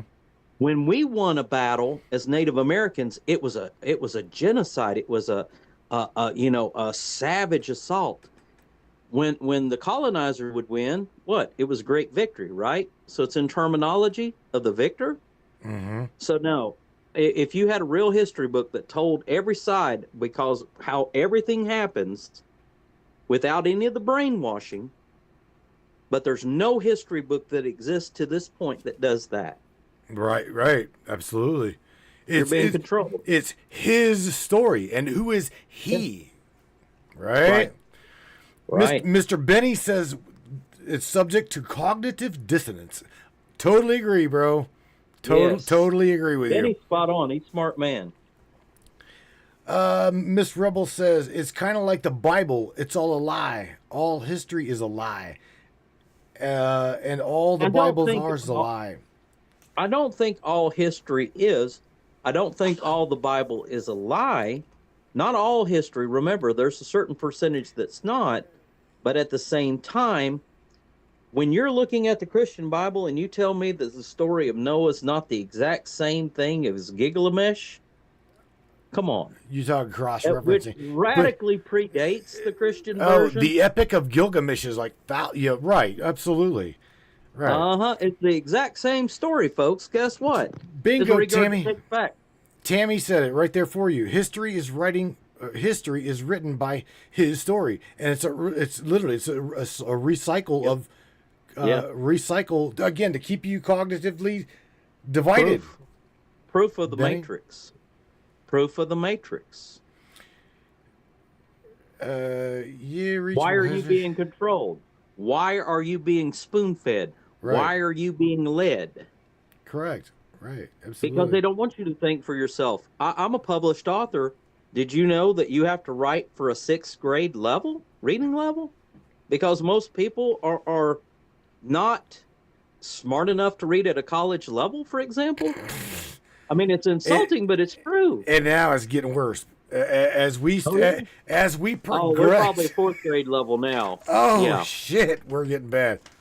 Yeah, we are. Oh my gosh. Okay. You got cashiers that can't count pocket change, dude. They had to get rid of the U.S. penny because people are too stupid to count pennies back. That's Right. pretty bad. Right. You got a Tide Pod with a warning on it. Don't eat this. Right. Right. All right. So let's dive into this one, Mr. Mark. Ready? Yeah. The Freemasonry influence and of power structures. We're gonna go into number 10, the bottom of the list, because I'm gonna work my way to the top. Hell with it. Yeah, number 10, influence, power structure, absolutely, and organizational skill. Yes. Is the Illuminati connection. Okay, the Illuminati connection. People often link Freemasonry to the Illuminati. We all did. We one aspect of our life. Is there any truth to this, or is this just speculation and conspiracy theory? It's 100% speculation based on the actions of the Catholic Church to demonize us. That stuck, that people thought, oh, because they heard it enough, repetition, they believed it. But if Masons were the Illuminati, y'all wouldn't be as screwed up as you are. That's a fact. Damn. If we had the organization of the Illuminati or the power of the Illuminati, your world would be beautiful. You would be thinking for yourself and not controlled. Before the comment vanishes, why do you think that the Mandela effect was put into effect? Okay, it was to take away and erase our history so that it can rewrite as they see it fit. That was a comment up here. Let's talk as a scientist. CERN started in 2008. The first noted Mandela effect, the term was coined at 2009 when people started realizing changes had been made, that certain segments of the population remember things differently than other segments. It happened because a woman was talking about Nelson Mandela's 3-day-long funeral that was all over the news, when in fact at the same time he was in prison. But a lot of people had a distinct recollection of Nelson Mandela being buried and having this big state funeral when other people thought he was in prison. So there's two different timelines converging there. So it was obviously split, but it happened after the when they turned CERN on. Yeah, I'm having Alzheimer moment. When they turned CERN on is when this crap started. I agree with like you. Darth Vader, certain lines in where he's speaking to Luke Skywalker. I mean, come on. Curious George not having a tail when we seen him swinging through the trees with it? But yet you can find toys that don't have a tail. Oh, you yeah, can find bro. cereal that's not named the same thing as what you remember as a kid. You're not crazy. They want you to think you're crazy, but you're not crazy. Like cream. When I was a kid, it was called cream of wheat. Not This cream creamy wheat. Creamy wheat is cream what they wheat. call it now. There was no damn thing as a creamy wheat. No, we called it cream of wheat. That's right. Right. It was cream of wheat. Now it's creamy wheat. And they said it's always been. Since Tammy Bonham brought up the Mandela effect, I want to point out two things to you. And I'm not sure if you and those that have followed you over the chat are aware of this, but we've broken the Mandela effect apart time and time again over here. So that's a good thing. I don't know if you're aware. You do your other shows. Oh, we do. We attack quantum physics, reality. That is the nature of this program. So, but here's the thing: are you guys aware that there are over 30,000 particle colliders on this planet? Not just one, 30,000 plus. Okay. Yep. Now, since we're on this what is real and what is not real. One of my old coworkers, okay, this is no shit, for years upon years was eating peanut butter and jelly sandwiches at work. Literally, I remember this. His wife, around 2000 and I'd say, I don't know, 15, 16, 2006, something like that. He comes to work one day and tosses this sandwich out.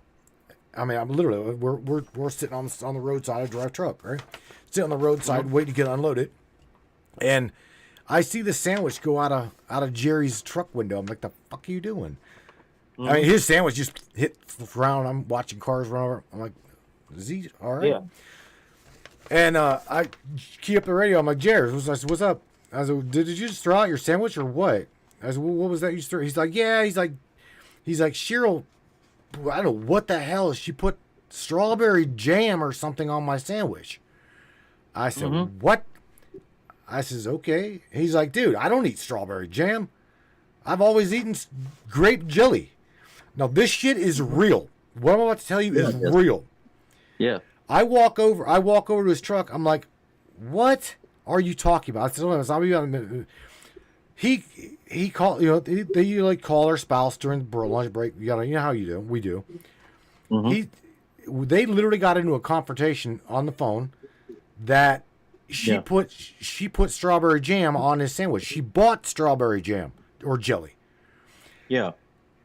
He's like, babe, we've been married for almost 35 years. When have you ever seen me eat strawberry jelly? Wow. Mark, this is no fucking joke. No lie, no joke.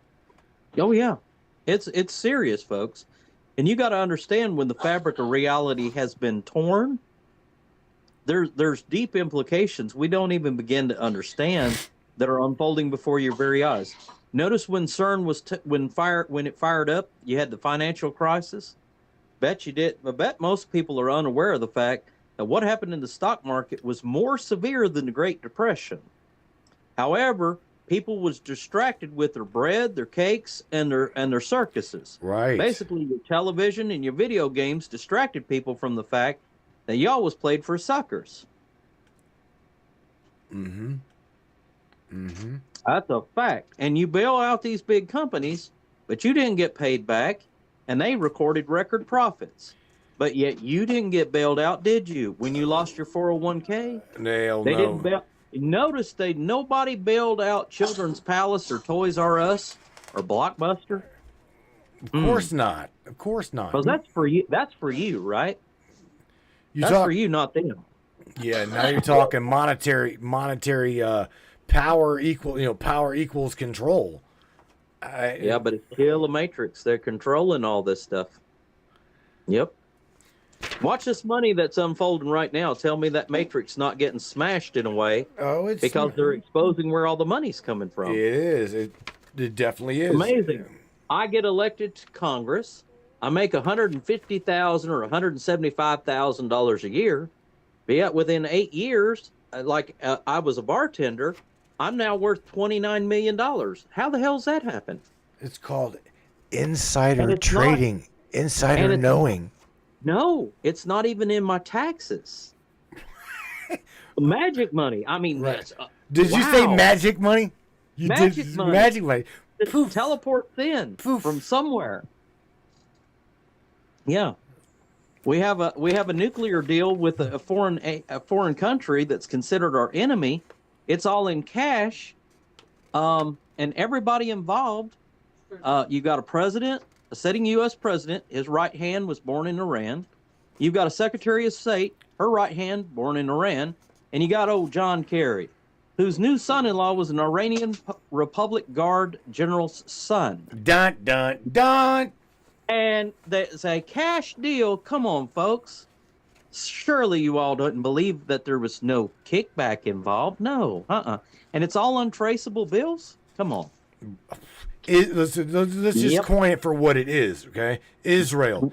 Is real. Make real. They try to make real. This is the fundamental aspect of the building blocks of the matrix and the fabricated reality right before your eyes. I agree. You can make reality. You can make reality. Tell me you can't make reality. I come up with this term called a ringtail tutor when my kids was little, right? A ringtail tutor for a creature. I'm getting ready to write a children's book. Ringtail tutor's getting ready to be real. Okay. Yeah. Dr. Seuss's manifest it. Dr. Seuss's shit was floating around in his head for a long time before he wrote it down and made it real. Mm-hmm. Cat in the Hat's a real thing now, folks. You know, the Grinch, all that's real. But you can make reality, and that's what people don't understand, how much control you have. Oh, absolutely. You have the control. Hell you yes. have the control. Yeah. You can change your fate. You can change everything about your world. If you see a problem in your world, you can change it. You simply have to have the mindset, take baby steps, cut the level of control, take control of your own life. There ain't nothing they can do. That's why I'm a farmer. I grow my own food. Food is freedom. They control you. You get rid of the controls, guess what? The matrix breaks down. And they don't know what to do. And then you start doing great things. Things that are like way above your pay grade. Oh, yes. That's when it gets real. Miss Morgan Roundtree says, where's Mark from? Mr. Brown is from Tennessee. He's from Ohio, I do believe, but he is now I was born in Tennessee. Ohio, but yeah, I've been in Tennessee since I was 11. I'm close to the Cherokee National Forest. There you go, Miss. Now I'm going to tell you, Miss Rebel Ray and Sherry both are going to be on the same page here. Miss Sherry says, well, number one, point out, Miss Sherry says that she is a witch, which to me, I just consider Nothing wrong her, with that. Nothing wrong with Nothing that. wrong with I that. believe her to be a seer. I don't know her. I mean, if I'd love to know her. She's like, you can make anything happen. And Rebel, I mean, I know Rebel, and she too. She lives a very manifested life, a very manifested reality. Right. You and see, that's another thing that people are conditioned to think that because somebody calls a religious view a different thing. I've been very involved with witchcraft in my life. You know, I will say that there's not that much difference between witchcraft and Christianity if you look at the real roots of a lot of it. It may be what you call something, but don't tell me an incantation is not the exact same thing, or a spellcraft of a prayer. It is the exact same thing. And so when people think that, I get laughing because certain denominations think like if your concept is heaven and you think you're going to go to heaven, they think there's only going to be one denomination there. Sorry, there's going to be every religion and under the world in places like that. That's they want you divided. They want you to think, oh, evil witch. I'm going to tell you what, some of the coolest people on the earth are witches. And if you're a Christian and you think that they're all bad people, you're ignorant. I'm sorry. But your own book tells you, thou shalt not judge. It tells you that for a reason. That's not your place. I mean, I've got a lot of friends that are still into that belief, and I respect them wholeheartedly, and they're wonderful people. Mr. Mark? Yeah. Miss Sherry says in the chat here, it's Willow / Sherry. I don't know. She's like, she's asking you to, I know her. at Sweetheart. some point, message her so she could get in contact with you. But yeah, man, I totally agree with you. She is an absolute wonderful person, and her motivations are very genuine, very real. She wants to help people. I mean, there's absolutely nothing wrong with that, and what she does is absolutely valid. See, I believe in that. I believe in the no offense to anybody. I was raised Christian, Pentecostal, but yet my belief after my dimethyltryptamine oh shit moment was literally I started following into that pagan way. Okay? And a lot of I fall into the pagan way, but believe as Christ as my initiate teacher. I do too. I do too. I am actually a Pentecostal, but I have beliefs that fall in line with that directly. Right. And there's no conflict. There's not a conflict. But and people don't understand that. Yeah, there might be some old snooty lady somewhere that says, oh God, they're witches, they're evil. Right. Oh, come on. And the whole thing started because a certain religious faith, I'm going to say it, Catholics, I love you, but y'all need to repent. So I'm going to say it like it is. When you got a faith that is killing people because of a gender, because you don't want them to have equal control, I mean, come on. Right. I mean, you tell me that men are smarter than women. As a biologist, number one, I'm going to say BS. BS. It's not at all the case. So, a lot of divisions are just exact. It is to exert control. and it is different forms of the matrix. There's political forms of the matrix, there's societal forms of the matrix, and then there's metaphysical forms of the matrix. Oh yeah, broken down into right. Absolutely. Yeah. I gotta say exactly what Miss Sherry says. Which practice is not evil? It is the intention that the person makes it, either good or bad. Again, I was immediately thinking whenever you were talking. You know, it is the energy that you put behind it, the intention, like she said. Is Don't she? Every witches, and I help with this. When witches come up with a creed, do ye as you will, cause ye harm to none. Correct. Right, yep. Okay, that's the exact same thing as karma, and that's the exact same thing as their threefold law, and that's the same thing as your conscience. You know, all those things are the same. I don't care what you call it. The same principle. Right. That's the universal truth. Have I literally been talking to you already for an hour and 41 minutes? Oh no, you're awesome, dude. We've had fun. An hour and 40 some minutes. We have taken no break whatsoever. Wow. This was fun. This was really fun. Well, again, I love the questions. I love the questions, and any questions they generate in the future, feel free to contact me with your questions. Well, I'm an open book. Stay with me. Just stay with me. We can do something, okay? Because usually I cut I cut the Facebook feed. No offense to Facebook. I'm loving Facebook at the moment. But however, all I'll tell you is halfway through here, I usually cut the feed to Facebook.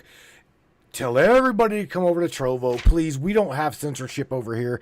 They have not censored us here one bit, really. But Mark, I want to, dude. I want to keep you. I want to keep you on here for a little bit. I'm fine. Are you okay? I'm I want everybody to pay attention real quick. Grab yourself. Just if you're on your phone, Mark, don't go nowhere. Seriously, don't go nowhere. Grab yourself a refill of coffee. I'm going to go ahead and send everybody to break. We're going to go to break right now. And whenever we come back, absolutely, dude. I'm going to dive deep into some more of these questions, dude. I'm literally only halfway, not even halfway through my page. Are you okay with that? We're good. I'm okay. 110. All right. Well, that's what we're going to do. We're here to evolve mankind. Well, I do believe we're definitely digging deep into one rabbit hole leads to another, to another, to another, to another, to another. Yeah. I mean, we haven't gotten it. Again, we started at the bottom of my page. Right? Yeah. I agree. I've got talking about the great architect, the all-seeing eye, Hiram and Abeth, the 3rd degree, the lost world, ley lines and sacred geometry, Freemasonry and their government connection. Okay, secret handshakes and signs. What exactly is the 33rd degree, and or is there more? And as well as Freemasonry and the Vatican. Oh my God, I've got some shit to go into, and I'm ready. I'm ready, and we'll be truthful. We're gonna happen, dude. This is only part one. Part one of part two, because I'm telling you, I love talking to you. Yeah, you're awesome. We've had a lot of fun, and I love your guests and their questions. That's how we all grow as people. It is. I believe that is how we grow as a body. Right. As a body. That's how we grow as a body. As a family. Yeah. A family of humanity. The tribe. The Matrix tribe. Everybody up in here. How can there be racism? Think of this. When humans are made after the 5 colors of clay of the earth, and your very term that we call each other is human. H-U-E. Human. A color of a man. Some of these people saying don't cut the Facebook feed because I can't get on the other. What did she say? She said don't cut. Some people are saying to not cut the Facebook feed. They can't get on the other. Oh man, come on. All right. I got an understanding of who that is. This is quite all right. All right, Mark. Again, go grab a cup of coffee, buddy. All right. And you and I are we're gonna touch on the rest of these questions here on the other side. All right. Sounds good. All right, bud. Don't go nowhere. All right. Thank you. Ladies and gentlemen, oh my God, Mr. Mark Nightwolf Brown. I hope you guys are enjoying the broadcast. I'm having a tremendous time with this guy. Fun. Very fun, very, very smart. You guys don't go anywhere. Share the broadcast, share this podcast, and on the other side of these things, the little sponsor block, we will get back with you and dive into the other side of my paperwork here. Don't go anywhere. Attention, free thinkers and truth seekers. The Matrix Minds is a platform powered by you, the listeners. We're 100% independent and listener funded, meaning your support keeps us going strong. If you believe in uncovering hidden truths and challenging the narratives, smash that subscribe button on matrixminds.us. Your generosity fuels the fire of freedom and makes a real difference. Join us in shaping the future of free thought. Looking for breathtaking photography that speaks for itself? Whether it's the raw beauty of nature, the sleek professionalism of corporate imagery, or the infinite wonders of the sky, Donovan Pudoka captures it all. With over 10 years of experience, Donovan's lens doesn't just take pictures, it tells stories. His work is perfect for travel publications, corporate branding, artistic prints, or anyone who appreciates stunning photography. If you need high-quality images that elevate your project, Donovan Pudoka delivers. Have we sparked your interest in Donovan's work? Check it out at matrixminds/Pudoka. My eye promises you, you will not be disappointed.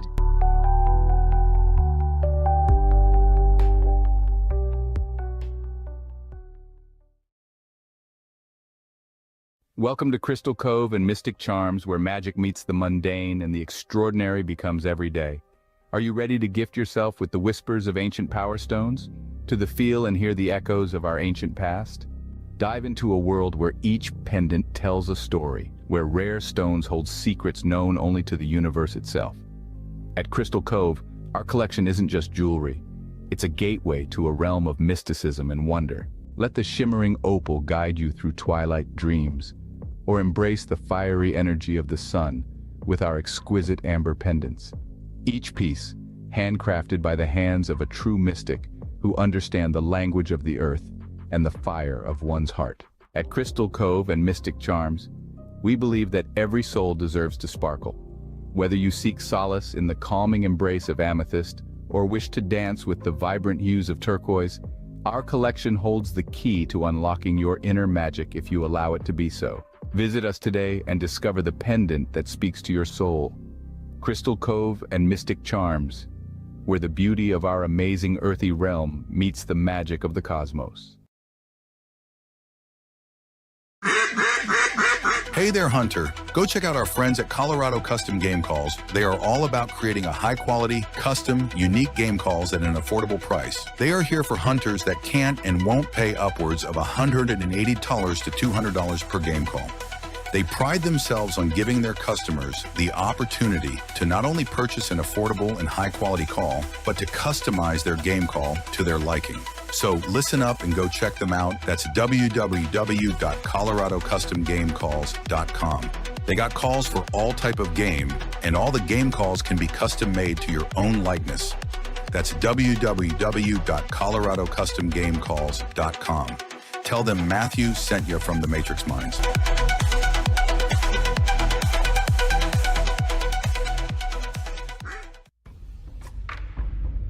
What is up, all my beautiful and gorgeous souls? I am Michelle Espinosa, otherwise known as the Shaman, through the Matrix Mind Media.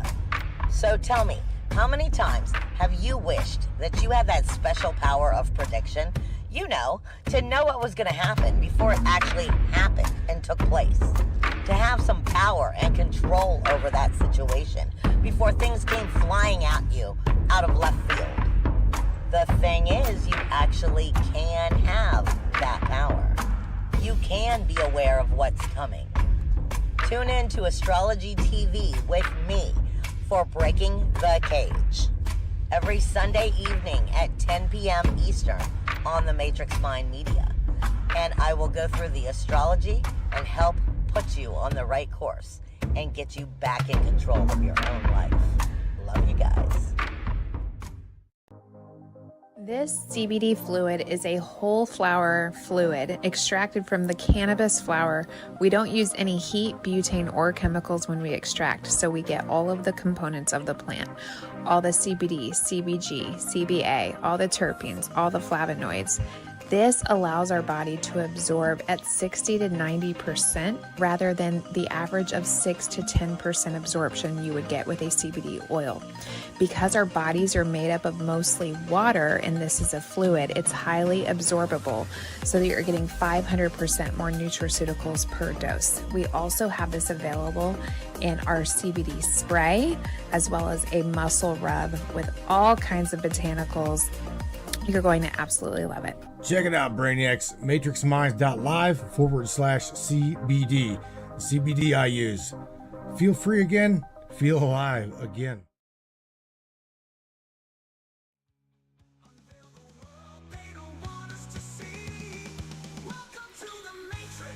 All right, Brain. Yeah, man. All right. Once again, man, I hope you are enjoying the broadcast. I do believe you do, or are. There are of you on Facebook as well as they're on Trovo. Grab my cup of coffee. We are talking with Mr. Mark. He calls himself Nightwolf. That would be his tribal name. Brown. Mark Nightwolf Brown. A 33rd degree Mason's perspective of the matrix that we call reality. Again, guys, don't go nowhere. Right now, we're coming back on the other side of things with Mr. Mark. Okay, Mark. What up? You're back. Yo, Osta. No way. Asta. Yeah, see everybody on Facebook's like, no, don't kill the broadcast. I got too hot. I had to take off my beanie, man. All right. Yeah. Dude, I'm gonna dive right back into. I got a beanie here, over here next to me. You do? You gonna laugh? It's got a propeller on the top. No, well, it's not a beanie. No, I mean I've got a real beanie with a propeller on the top. Oh, yeah. No. You want to know why? You want to know why? Why? You ready for this? Okay, go ahead. Okay, you're sitting down. I'm also a Shriner clown. Oh God. Okay. So we work with the little kids. You got to have a little fun. Well, yeah. Look, my hair's all fucked up. Doing good work and having fun. That is one of my old bosses was a Shriner. I think I told you that. I think I told you. I talked to him about getting into it and yada yada. And that is one of the great things that the Shriners do, especially up here in Akron, Ohio. They've got their own little Shriner. In fact, the Shriner Hospital. Okay, there's parts of the Shriner Hospital in the Children's Hospital up here. They take care of the burn unit and everything else. It's amazing the charity work that you guys do. Yeah, we sponsor that. Do. We sponsor that. Yeah, I'm a Knoxville Shriner, and we do sponsor the burn centers and the osteopathic hospitals. Yeah. Yep. All right, let's continue to cruise on up these questions. We're still on Freemasonry's influence and the power structures. Okay. Okay. All right. So Freemason again. Okay, we already talked about that one. Okay, now we're going to talk about the 33rd degree, right? Many believe that the 33rd degree, okay, are evil, and where is there's a real secret behind the secret society having secrets. Wow. Okay. So you've got a multiple part question there. So are you wanting to address the 33rd? Whatever you would like to elaborate on, for real. Whatever you would like to. The country, yes, we help structure and build the country based on Masonic principle. Yes, George Washington was a Mason. Most of your founding fathers were Masons. Yes, that is true. Because I told you that we wanted you to be free and have freedoms to decide, your freedoms of religion, your freedoms of the right to own a gun, your freedom of speech, all those are our tenets. Okay. So yes, you'll find our footprint all over everything like that. Yes. As far as the 33rd, let's delve into that. That's a fun topic.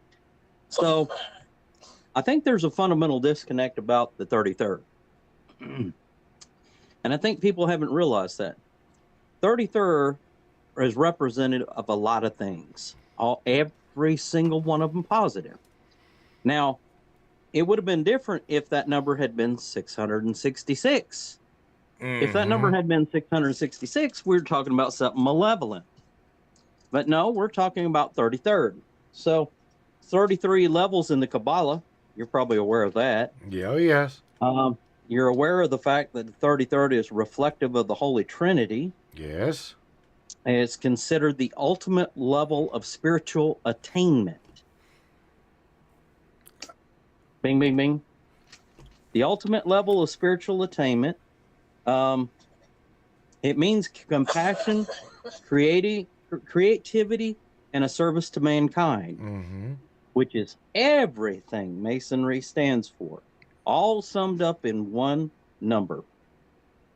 33rd is also reflective of the creation theory, how mankind was created. This didn't pop into existence with a big bang that's proven fake. Okay. So the 33rd is reflective of everything that you would say is positive. It is nothing but a positive number, and it is reflective in Masonry. Did you know you cannot become a 33rd degree Mason? Did you know that? I cannot be? Nobody can be a 33rd degree Mason unless the body of Masons make them a 33rd. And when we're talking about the 33rd, we're talking about the Scottish Rite, by the way. Okay. So there's apparent appendages of Masonry. So Masonry, think of it like I hate to call it this. Think of it like an octopus. We got lots of arms, right? One of them being the Shriners. And there's a good and wholesome reason for the Shriner to exist. And its historical purpose was to keep your sacred sites, protected. And when you're looking at the 33rd degree, that's the highest level a Scottish Rite Mason can attain, only gifted to those that are found worthy, who has done very charitable things. I carry a title, you're going to laugh. Some people call me Colonel. So Colonel wasn't a military rank. Colonel was the fact that I have a certificate from the state of Kentucky where I was granted an honorary title. I'm a Kentucky Colonel. My father was a Kentucky Colonel. And that, yes, it's the exact same thing as Colonel Harlan Sanders, a 33rd degree Mason, also had for charitable works. So I've done a lot of philanthropy and charitable works throughout the state of Kentucky and eastern Tennessee, and I'm wanting to expand that. So that's my goal. Your traveling brother up here, James, says, yes, the 33rd degree is only available to the Scottish Rite. York Rite is 32nd. 30. He goes on to say the 33 is bestowed, meaning probably bestowed upon the traveler. Right. Man. Right. Yes. And also, something that is a popular misconception is that that the degrees make the Mason as far as authority or power within the body of parent. When you join Masonry, there is what you call Blue Lodge, and that's what most people join into is your Blue Lodge, and that's when you become a Mason and you go through the 3 degrees to become a Master Mason. And the 3 degrees, once you attain the 3rd degree of a Blue Lodge, there is no Mason above a 3rd degree Blue Lodge Mason. They're all on the level.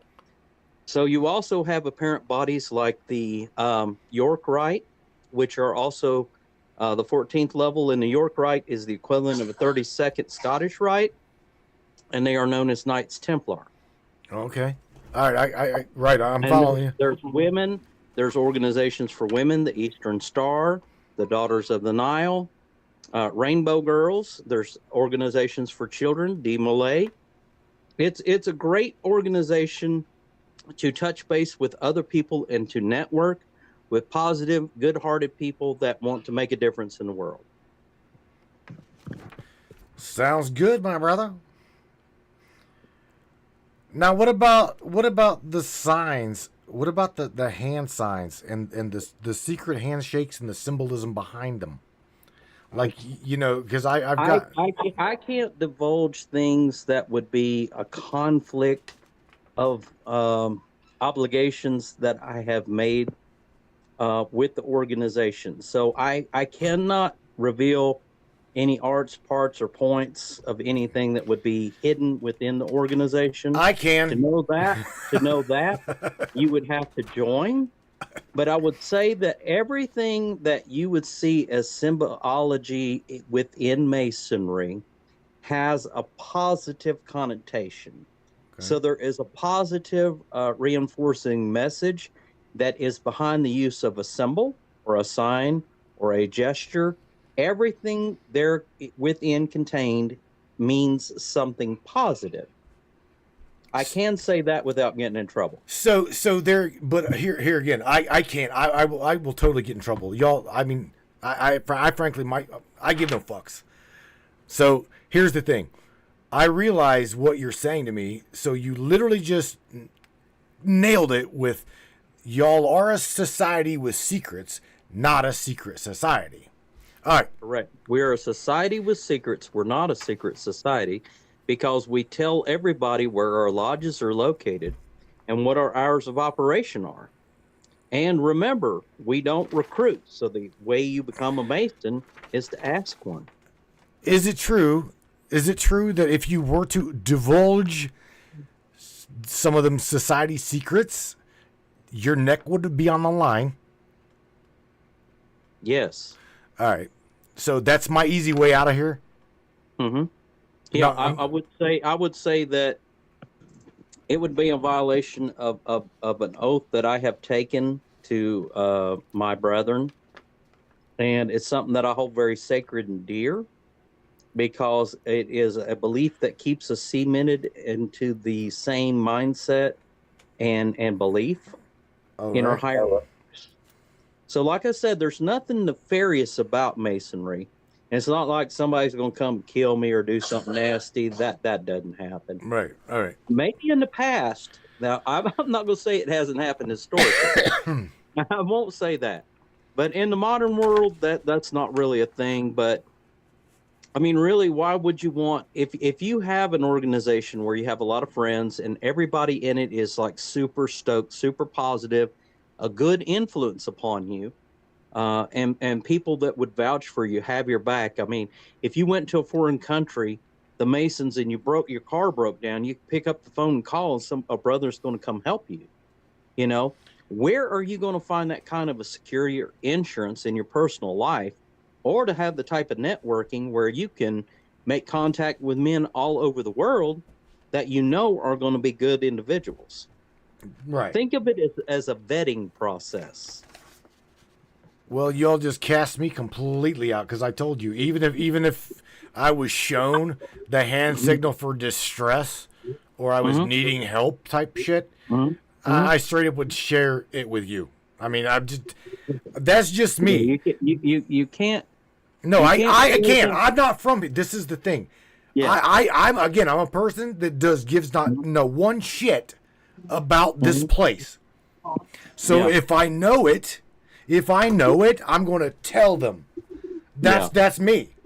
So I already know. Understandable. Why. But remember, imitation is the greatest form of flattery. Yeah. So there's organizations that exist in this world to demonize us, which you see it all over the internet. I'll laugh at half the crap I see on the internet about us. It's absolutely hilarious. But I'm not. I personally am not demonizing you. I don't want to demonize you. Oh no, I don't think you are. But realize that there are powers out there that seek to do that. Oh yes, that's for sure. That's why we don't divulge to the general public. Mm. And a lot of times they're not mentally ready for those realities. They're not prepared. Okay. All right. I can it's kind of like you don't put an 11-year-old behind the wheel of your Corvette. Definitely. Yeah. I mean, with what I know about it after talking to some, I agree I agree, but I am pretty goddamn transparent. Oh, trust me, I know demons and I know devils, and that's from my stint in the past. But there is absolutely zero of that in Masonry. So what Masonic groups use the pyramid symbol? All of them. All Masonic groups use the pyramid. The pyramid is a symbol that crosses above beyond multiple organizations because of sacred geometry.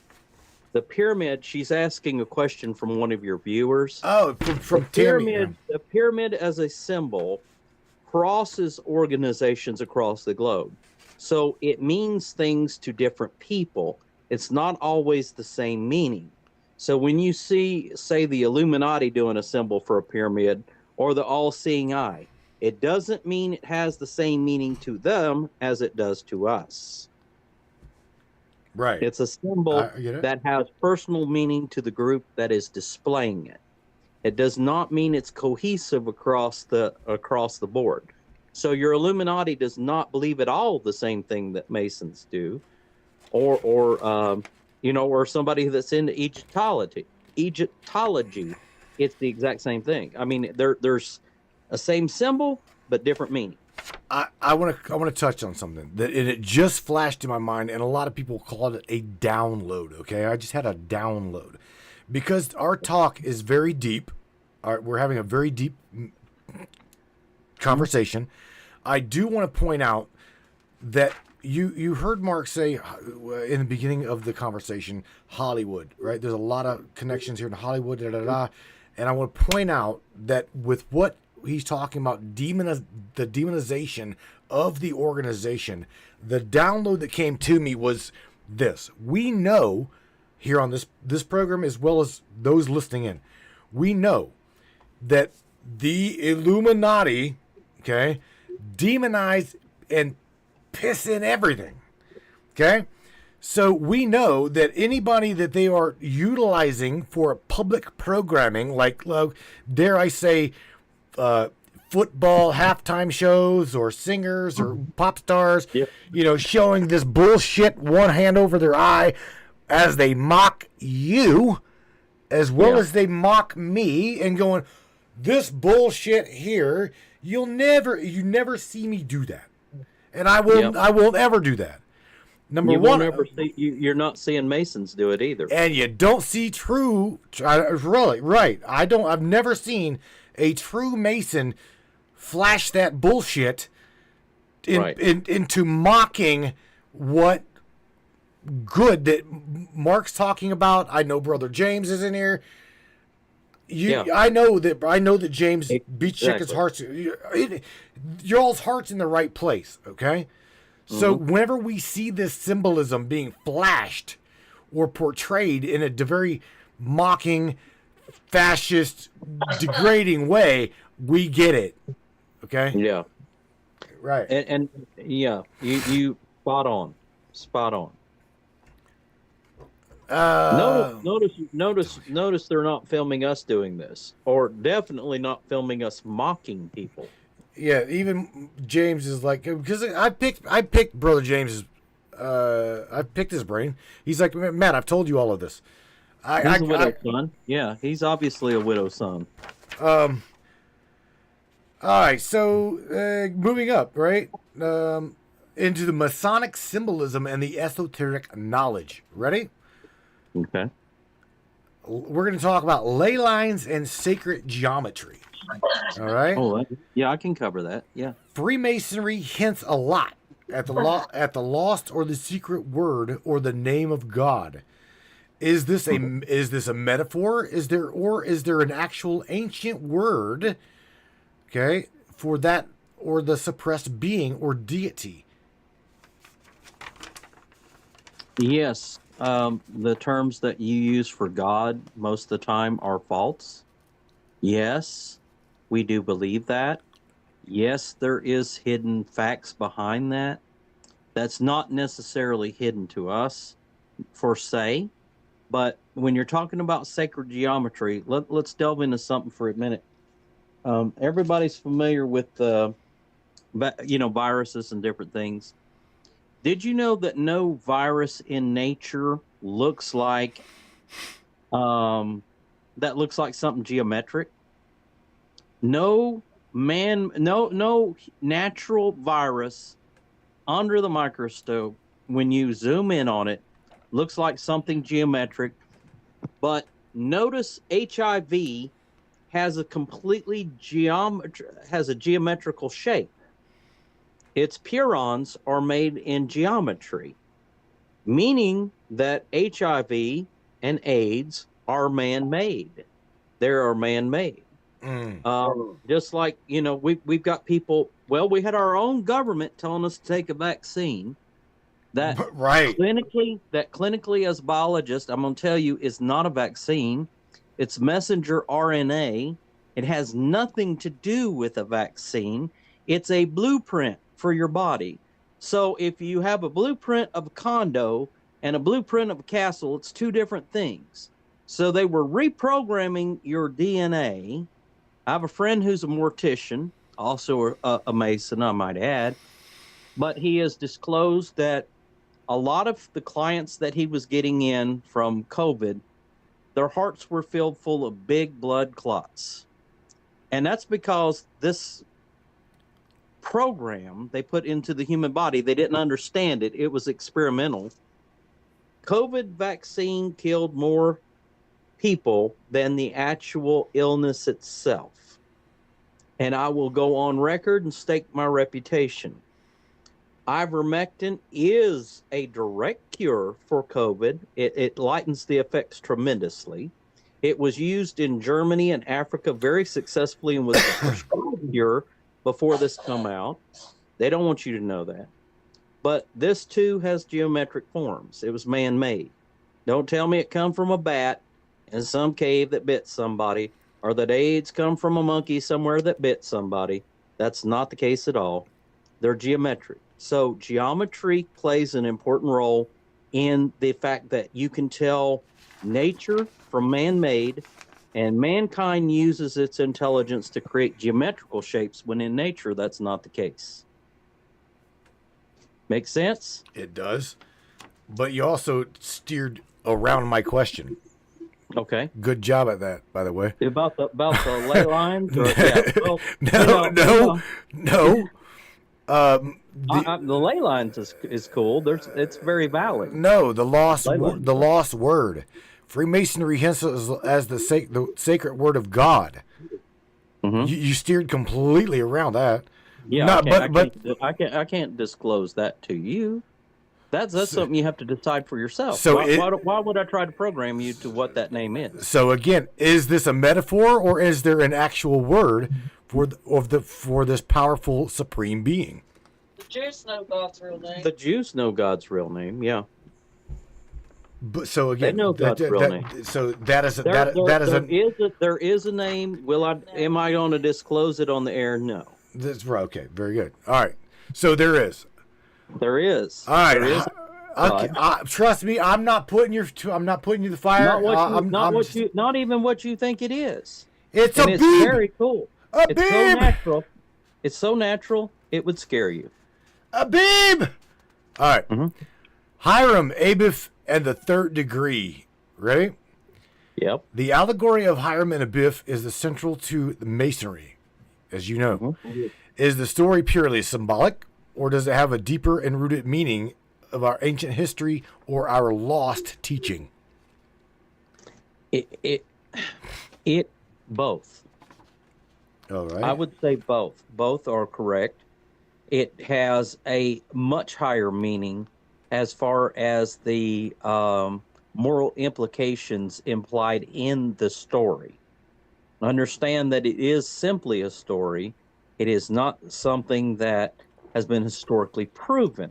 All right. However, the fundamental belief in the principles applied is what the moral of the story is about. And the lesson that is taught to someone who is ascending into Masonry.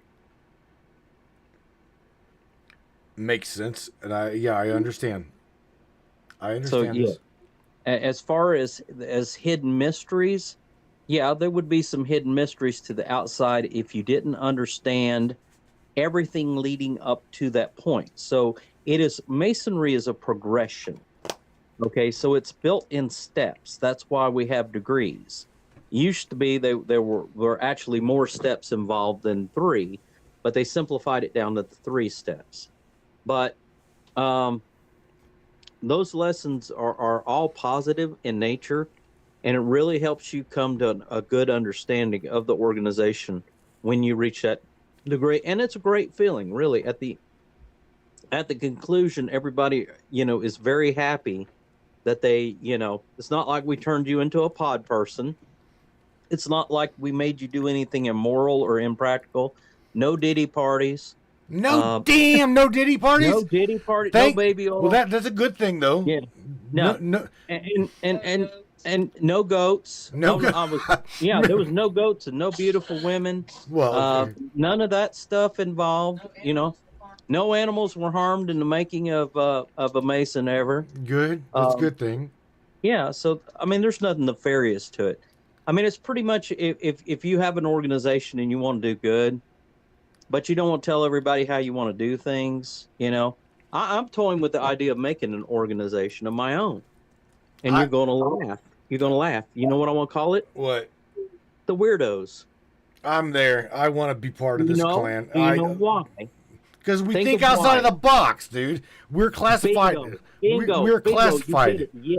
Yes.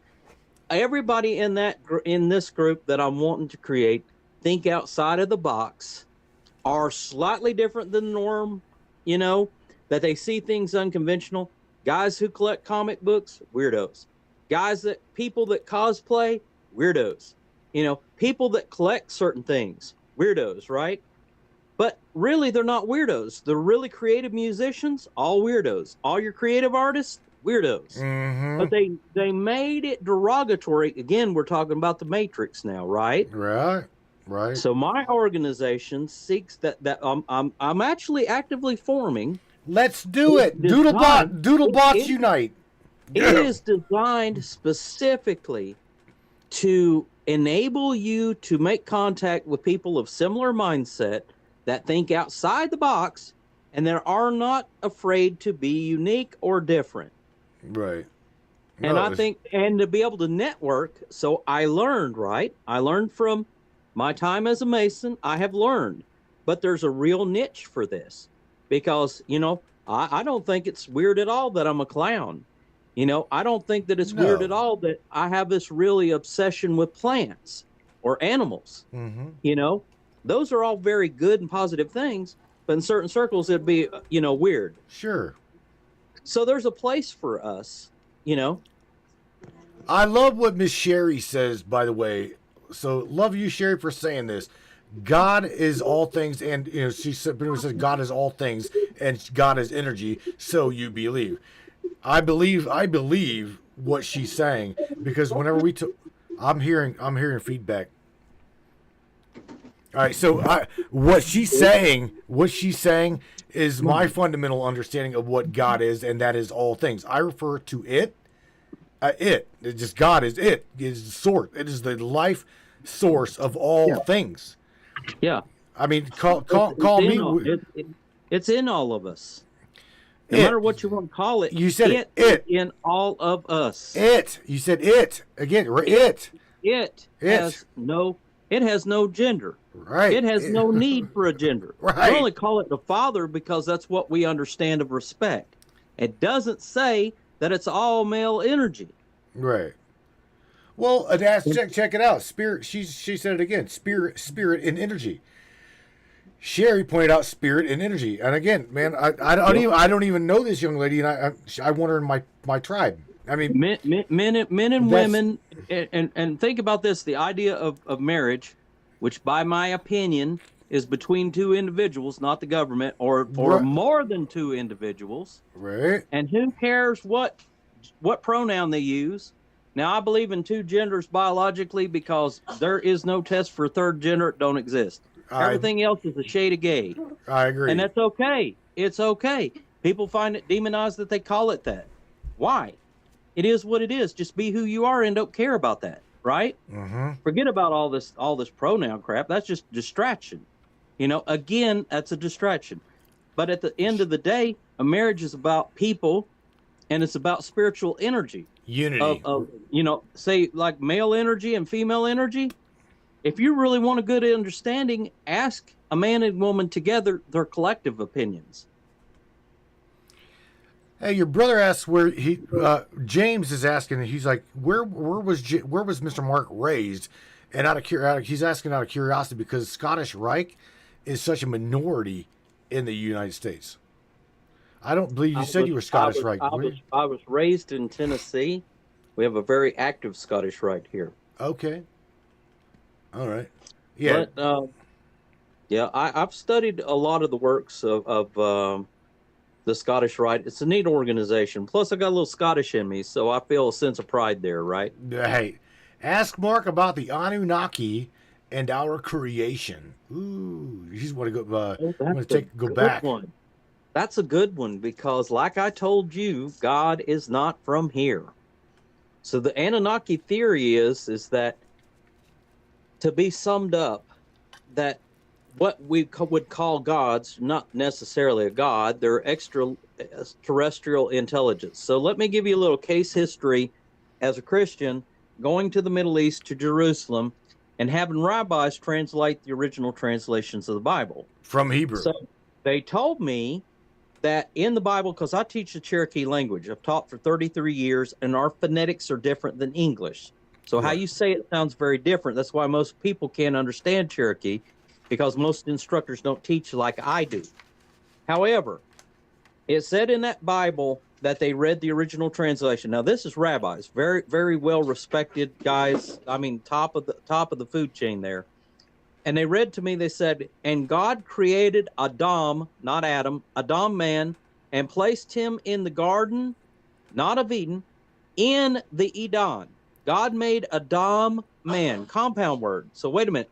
Why did he say man? So I was thinking, hey, does this have to do with, like, the Gaelic will say Mick, meaning son of, or O, meaning grandson of, like O'Brien is grandson of Brian, or Mick Bryan is son of Brian, or Welsh would be like App, that's grandson of, you know. So I'm thinking, is that a play on phonetics? Why red man? Because Adam means red in Judaic. So God created a red man, placed him in the garden in the Eden. So when man got kicked out of the garden, you're still in Eden, right? Yep. But God created a red man. What's every tribe tell you? We're the first or the principal people, and we were put here to be caretakers of the earth. Man, that fits right with Scripture. And then it goes on to say, so then I had him read about Eve, because, boy, that's fascinating. So God took of the rib of Adam and made Eve. It says this. Took of the rib, not the rib, of the rib. Okay, so and you know what's in there, right? Marrow and stem cells. And so genetics, yes. He cloned Eve out of Adam. Yes. So when you're saying that God is potentially extraterrestrial, our understanding of God, absolutely. Yes. Scientific proof? Yes. That's very doable. Does that take away from anything? No, not necessarily.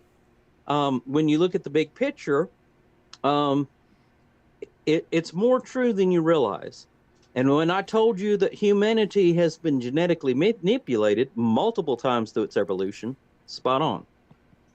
Mm-hmm. See, I'm not gonna disagree with any of that. That is the way I understand. Remember, I was raised Pentecostal, and to even think like we're thinking and talking, I would be condemned. Okay. So I had to, whenever I had my esoteric experience with dimethyltryptamine, dude, again, it threw me completely sideways, because everything I thought I knew to be true was nothing but a lie. It was not a lie. It was let's just say diluted truth.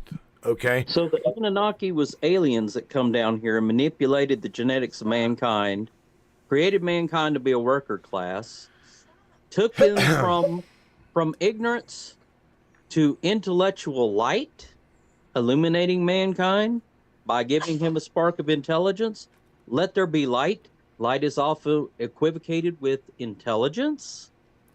So if you have something that's not as intelligent and it becomes intelligent, is it the same thing? No, not necessarily, right?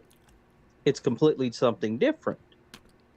But are you created? Did this happen in 7 days? Not 7 days like you're used to, but maybe 7 days to it? Very possible. Right. Is the Anunnaki theories wrong? Absolutely no. I mean, if you look at the Apocrypha in the Bible, that was taken out of the Bible by a pagan, uh, by a pagan council that Constantine launched. You're looking at the fact that the Anunnaki is closer to realization of God than you understand. Right. And if you put both pictures together, always remember there's a basis in reality to all this stuff, and somewhere in the middle is the facts. Diluted truth, right? Or flipped Yeah. upside down. So yeah, You- don't discount the Anunnaki. It's something to learn about and study. It's a fascinating study. Before I let you go, because we've been here for 2.5 hours. Before I let you go, I want to go. I want to see again. I mean, I still got questions here. I'm trying to run through them, but before I let you go, I want to talk to you real quick. We've discussed a little bit here the significance. Okay, the significance of infinity, the infinity knot. Okay, as well as this 369 equation. And are you yourself able to talk to me about the symbology and or the mathematical number of 120? Well, the fact that you mentioned 369 shows that you have a higher understanding of mathematical principles and advanced theoretical physics. Project Moongate definitely uses a 369 theory that is applied through works of Nikola Tesla, and information that was that we had a theory about it, but we really had to test it.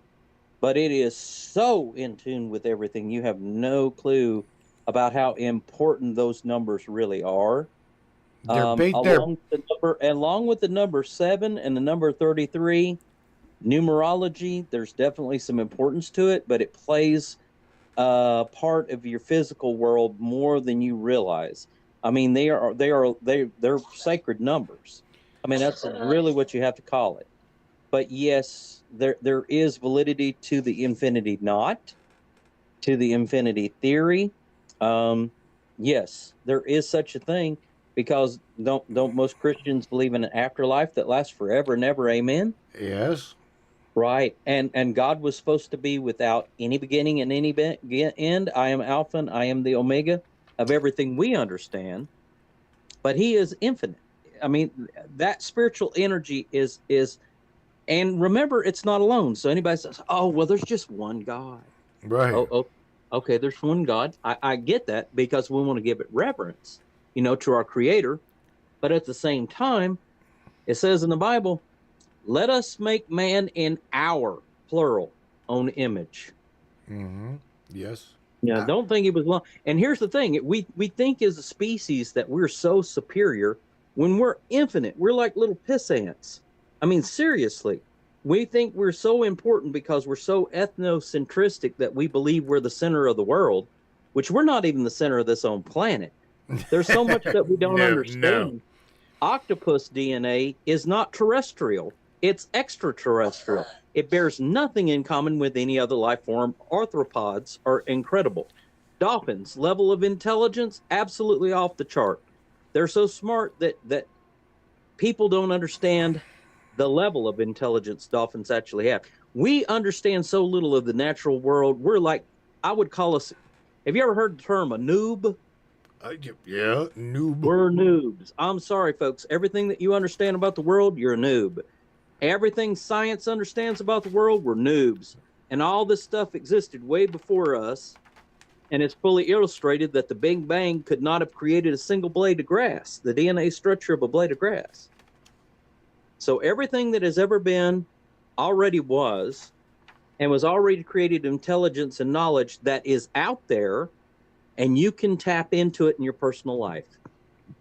You gotta go, and we call it in witchcraft, it's called piercing the veil.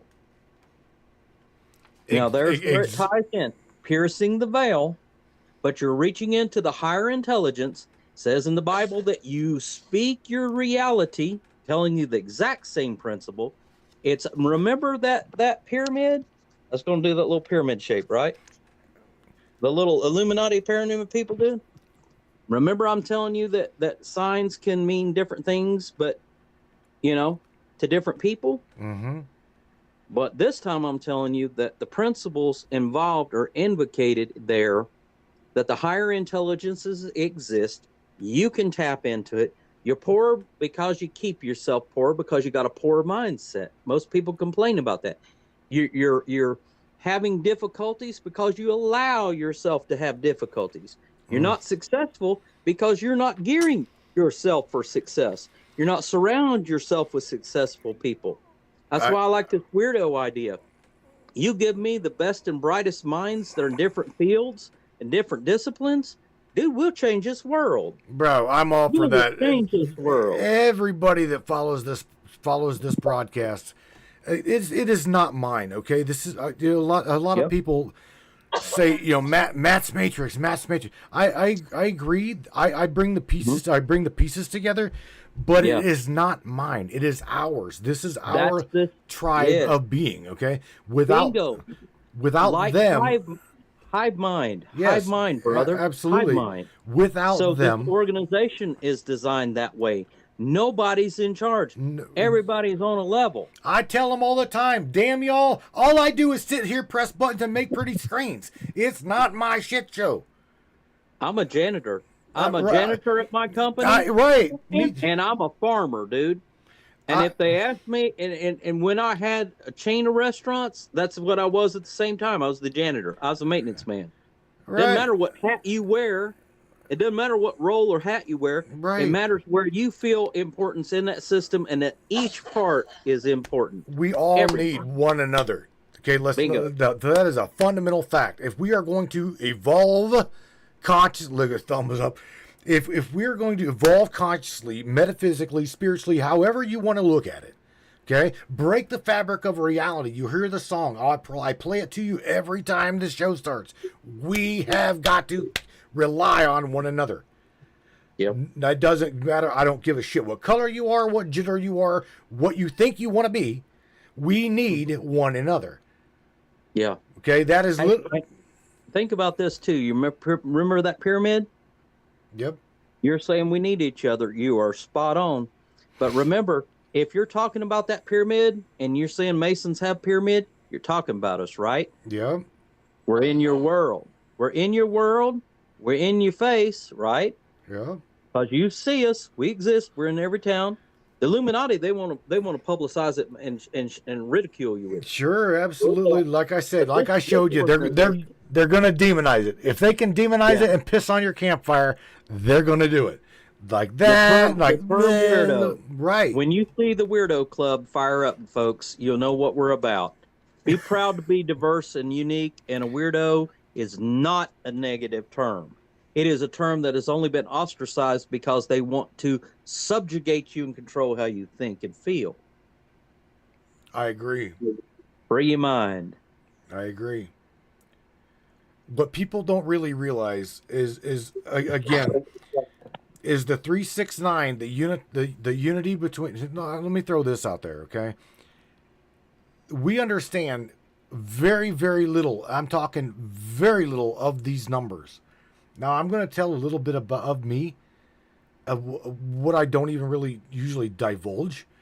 And that is, if you take the 3, okay, 3, and you overlay it to the... If you overlay it to the 6, you have an 8, okay? There's no other numbers in... Literally, there are no other numbers in between 10... Let's just say 10 and 1, or 10 and 0. Mm-hmm. If you literally overlay the 3 to the 6, you have an 8. If you overlay the 6 to the 9, you have an 8. If you overlay the 3 to the 9, you have an 8. If you... What this is telling you... The folds.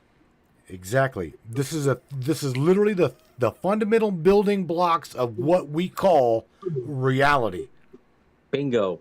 Bingo. And it's the key to unfolding it, too. It absolutely is. Now, stop. I'm not even going to go down that... I'm not going to go down that rabbit hole. I am not. I am not. That's a talk for a guest. Honey. Shit. Let's see. 2 hours 35 minutes. 2 hours 30 minutes. Mind blown. Miss Kristen says. Okay, so Again, this goes with no matter what numbers you go, whether you in physics, whether you go, because here's the thing, if you go -0 and there is a -0, okay, Negative number. there's a negative number, okay. So if you go theoretical physics, you've got minus the equation of 0, positive the equation of 0, which is again 3, 6, 9, the building blocks of negativity, the building blocks of creativity. What is it? Well, it is the singularity. Tell them. I have hydrogen, but I also have anti-hydrogen. What do you think that does? Tell them that is the. I'm looking for a word out of your mouth. You're the physicist. Singularity.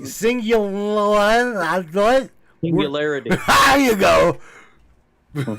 Yeah. You're also talking about quantum physics too. Love it. Absolutely love it, bro. More than you know.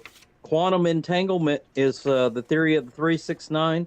You're also talking about quantum entanglement. Correct. And that's how we discovered, that's how we got a hold of anti-hydrogen. Which, think about this. You know what the sun is, right? It was a water planet that experienced anti-hydrogen that broke the covalent bonds and turned all that water into a big fuel ball.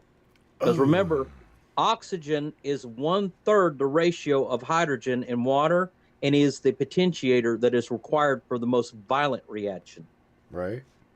So the Earth could be turned into a sun with simple technology. Remember, you were talking about 3, 6, 9, talking about the folds, and 8 being a creation number associated with creation. But also remember that it can fold the other way and can unfold things. So you're talking about Shiva, the dance of destruction, undoing everything that has ever been done. Yeah, that's what they're trying to do. They're trying to break things down. Mark, let me point out Miss Sherry right real quick. This is not to correct her. I'm not here to correct you. She says 4 sides to a pyramid, and I will clarify that is what we're taught. There's actually 8 sides to a pyro, pyro, which stands for what? Pyro is fire. Okay. Fire. Pyro is, so you'll if you go to the principle what you'd say 4 sides, okay? It's actually 8, okay? Broken down is 4, right? 8, 4, 2. What is that? What is that number? That's a sequence. I'm sharing esoteric. I'm sharing Gnostic. Right. I'm sharing Gnostic shit with you, Miss Sherry. So look, okay, 4 sides to a pyramid. This is what you're told. 8, okay, 2, 4, 6, and 8. 2, 4, 6, and 8. 4 sides. 2, 4, 6, 8. When actuality it is a Fibonacci sequence. That is what it is. It's 8 sides. Okay. So love you, Sherry. Seriously, love to you, Sherry. I just had to. I seen it. I'm like, I had to say it. Let me run through another one here, buddy. Number of new beginnings. Yes. What'd you say? Speak again. Say it. Said 8 is the number of new beginnings. Correct. And again, unity 3, 6, 9. Think. But remember, you're talking about flat planes and angles. Correct. So you're talking about 2 concepts that together cohesively create the sacred geometry of a pyramid. Yes, sir. But remember, light and dark, you don't know one without the other, yin without yang. 4 sides. The white wolf and the black wolf of Cherokee legend? Yes. Gotta have both. Gotta have both. Yep. There she goes. 4 sides and 8 faces. Okay, yes, babe. That's it. Correct. Bing. You nailed it. Bingo. Yep. Anunnaki. What is his name? Benny. 8 is the symbolical number of infinity, and it's 8 sides to the pyramid. That's correct. And new beginnings. Right. All right. The all-seeing eye. You ready for this? Some say that again, these are just questions I've had since I've been coming out of my mind, since I seen you, wanted to talk to you, yada yada yada. I know. Sure. I know that you're into physics. I know you're into quantum biology. I know you're into these things. So, the all-seeing eye. Some say that it's just a symbol and of a divine providence, but others link it to surveillance, like the New World Order and or hidden controls and an agenda. It's definitely surveillance. Okay, Yeah. wait. But they got the manner wrong. It's not technological. What's the real deal? What do you believe the real deal be as a perspective of your This is gonna sound crazy. It's in your head. And I'm gonna tell you why it's in your head. It has to do with the pineal gland, and it has to do with biological structures within your brain. That, remember, only a certain part of your brain actually functions, and the rest is recording yourself.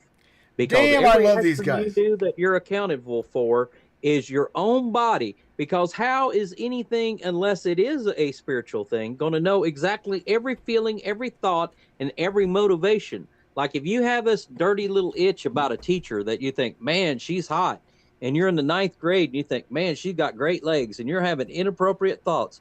How do you think God would know that unless he's in your head? That's right. Because it's part of your brain.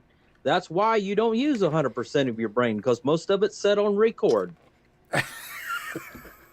That's the sacred eye. The sacred eye is God inside of you. And when you cut the human brain and dissect it in half, you can see it looks just like an eye. Dare I say... And your third eye, it's right here, right? Yeah. Because where's your point of vision? You're a predator. Straight ahead and in the middle. Your eyes ain't on the side of your head like a prey animal, is it? No, it's right here. That's your center of focus, right here. The third eye, in your brain, you're on record, and you're reporting back to the master. When it's all said and done, the Bible doesn't say you're judged by your sins. It says, thou shalt be judged according to thine works. Your works. The good stuff you do here. And it doesn't matter what you call your religion. It's the good stuff you do to one another and while you're here. Do you believe in reincarnation, Mark? Yes. All right. Yep. All right. The number one question. Again, no offense, but I literally went backwards on my page because the first thing that his ass wanted to talk about is spirituality, the occultism, and the paranormal aspects of what we're discussing here in the Matrix. So I get it. That was at the bottom of my list. So now I've worked all the way to the top. The number one question that I had, David Nash pointed out in the very beginning, and that would be the great architect. Okay?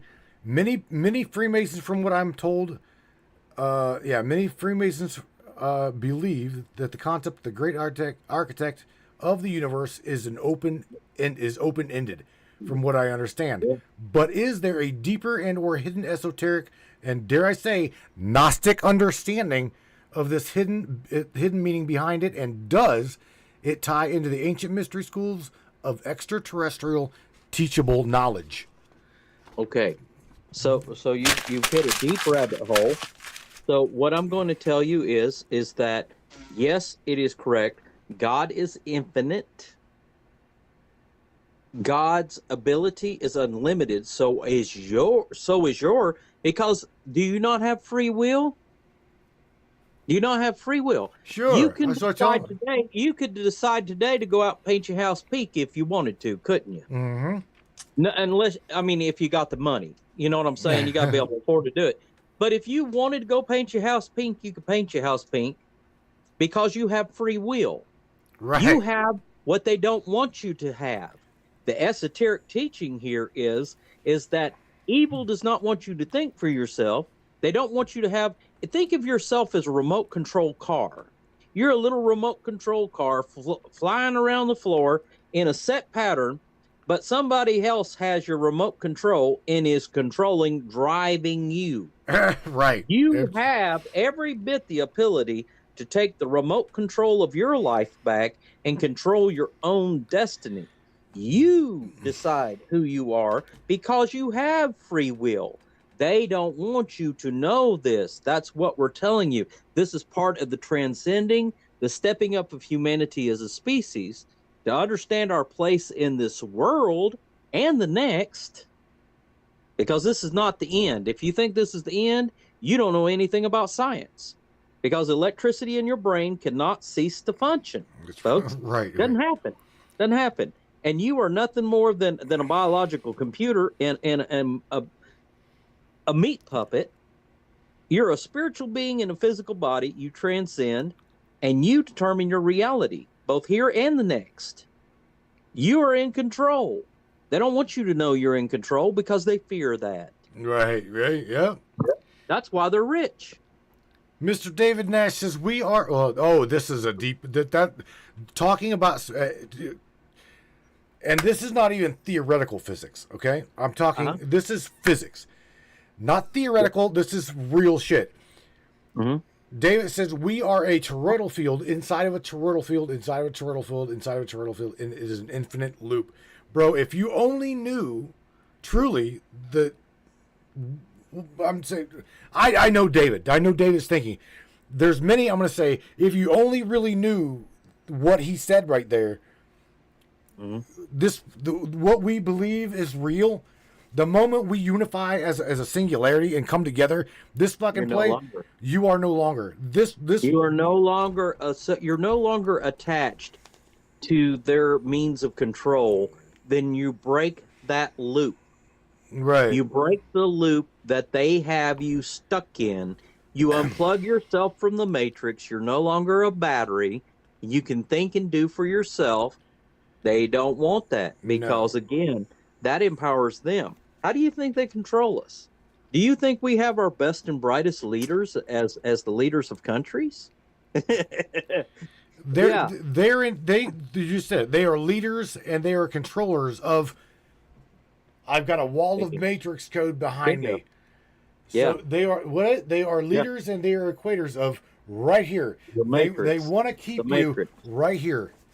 Yep. They got you there. And they intend to keep you there. It's up to you to decide that you don't want to be in that loop no more. Yes, Miss Sherry, use your head and wake up. Absolutely, baby. Wake up. Wake up, Neo. Wake up. We say it all the time. Yep. Lisa Thomas says, think realms, not planets. Boom, baby. Bingo. Dimensions. I love it. Yep. It gets bigger. It gets bigger as we go along. We got a lot of growing to do. We're a very young species and very much in a childlike state. Yeah, but it's I do believe it's getting better. Don't you? No. I think that it's degrading because consciousness, Mark. Oh yeah, those that are awake, yes. Those that are awake, yes. Yes. But not all of us are awake yet. That's the problem. Well, it's happening. It's happening. We got to be a farmer, like me. The seeds I plant seeds in the ground, but I'm gonna plant most of my seeds right here. Teach you to think for yourself. So, yeah, take the seeds that you get here, that you feel, that you find important, plant them somewhere else and watch them grow. Free them from the matrix, folks. Listen. I mean, I play it all the time. It literally it's on loop. I mean, these people, my tribe, my family, everybody listening, man, I love them, and I do. By the way, I want to shout out to you real quick, Mark, because Mr. James has extended his hand, as well as his. He says you've got an open place and a welcome to come to his lodge there. And in fact, I'm gonna connect the two of you. Likewise. I'm going to bring you into that tribe. Okay, I'm gonna bring you into my tribe of. I'd be honored. You've got a lot of great minds here, good people, and it's a positive energy, and that's what we need in this world. More positive, creative energy, and you know they can't defeat that.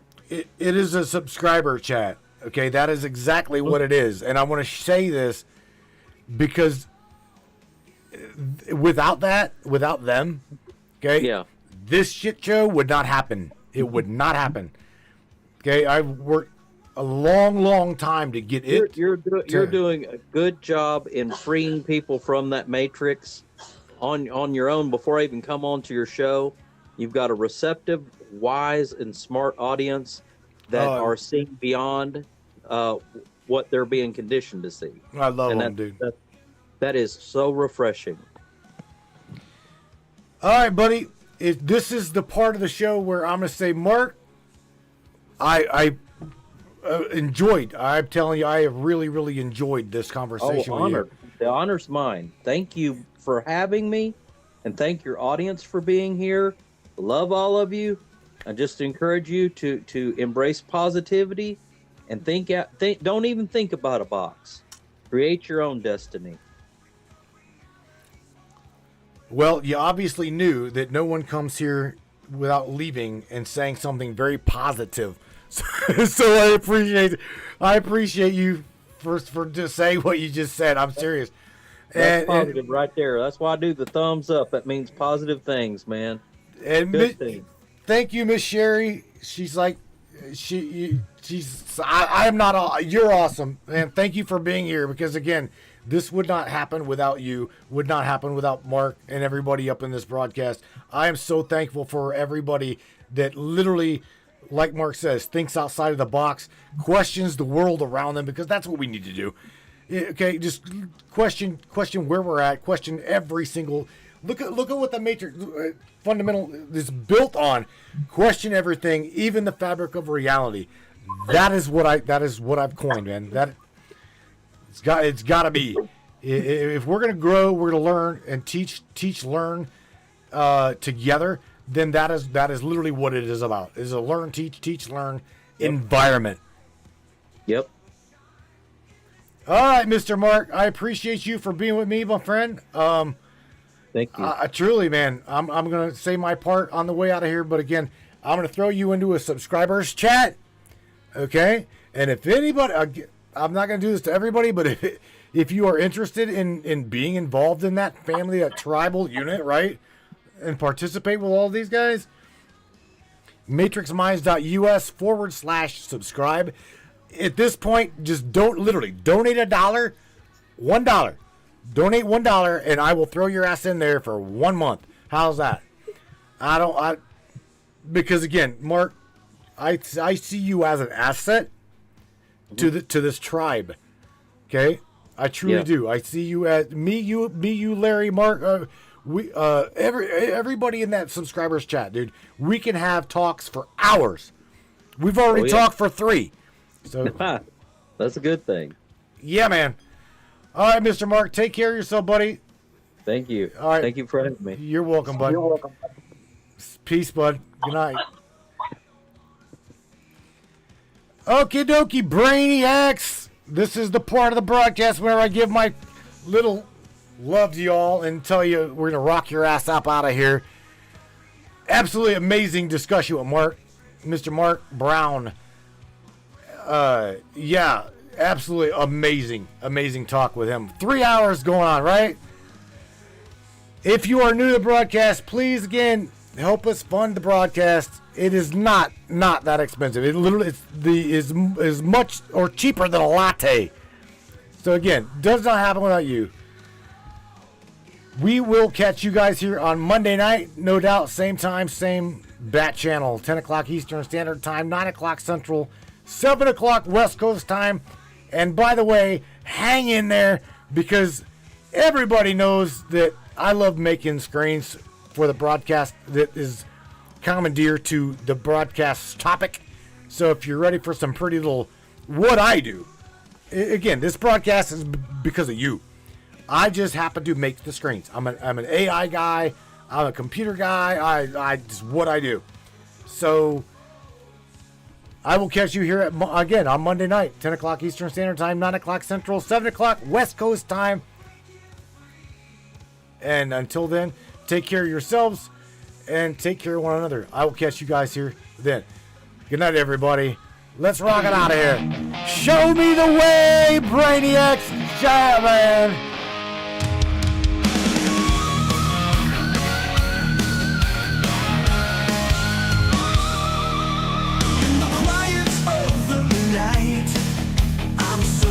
For a sign, answers buried deep inside, hidden in the light. You say the world is turning, but I can't feel brains. the spin. Show me where the truth begins, let it pull me in.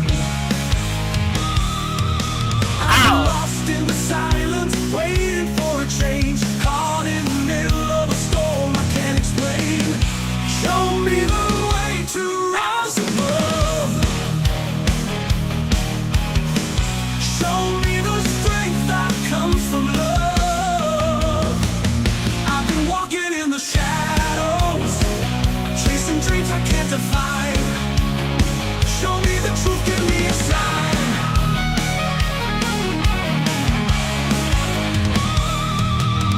Every question that I ask echoes back to me. In a world that's moving fast, can we still be free? You said there's more than meets the eye, more than we can see.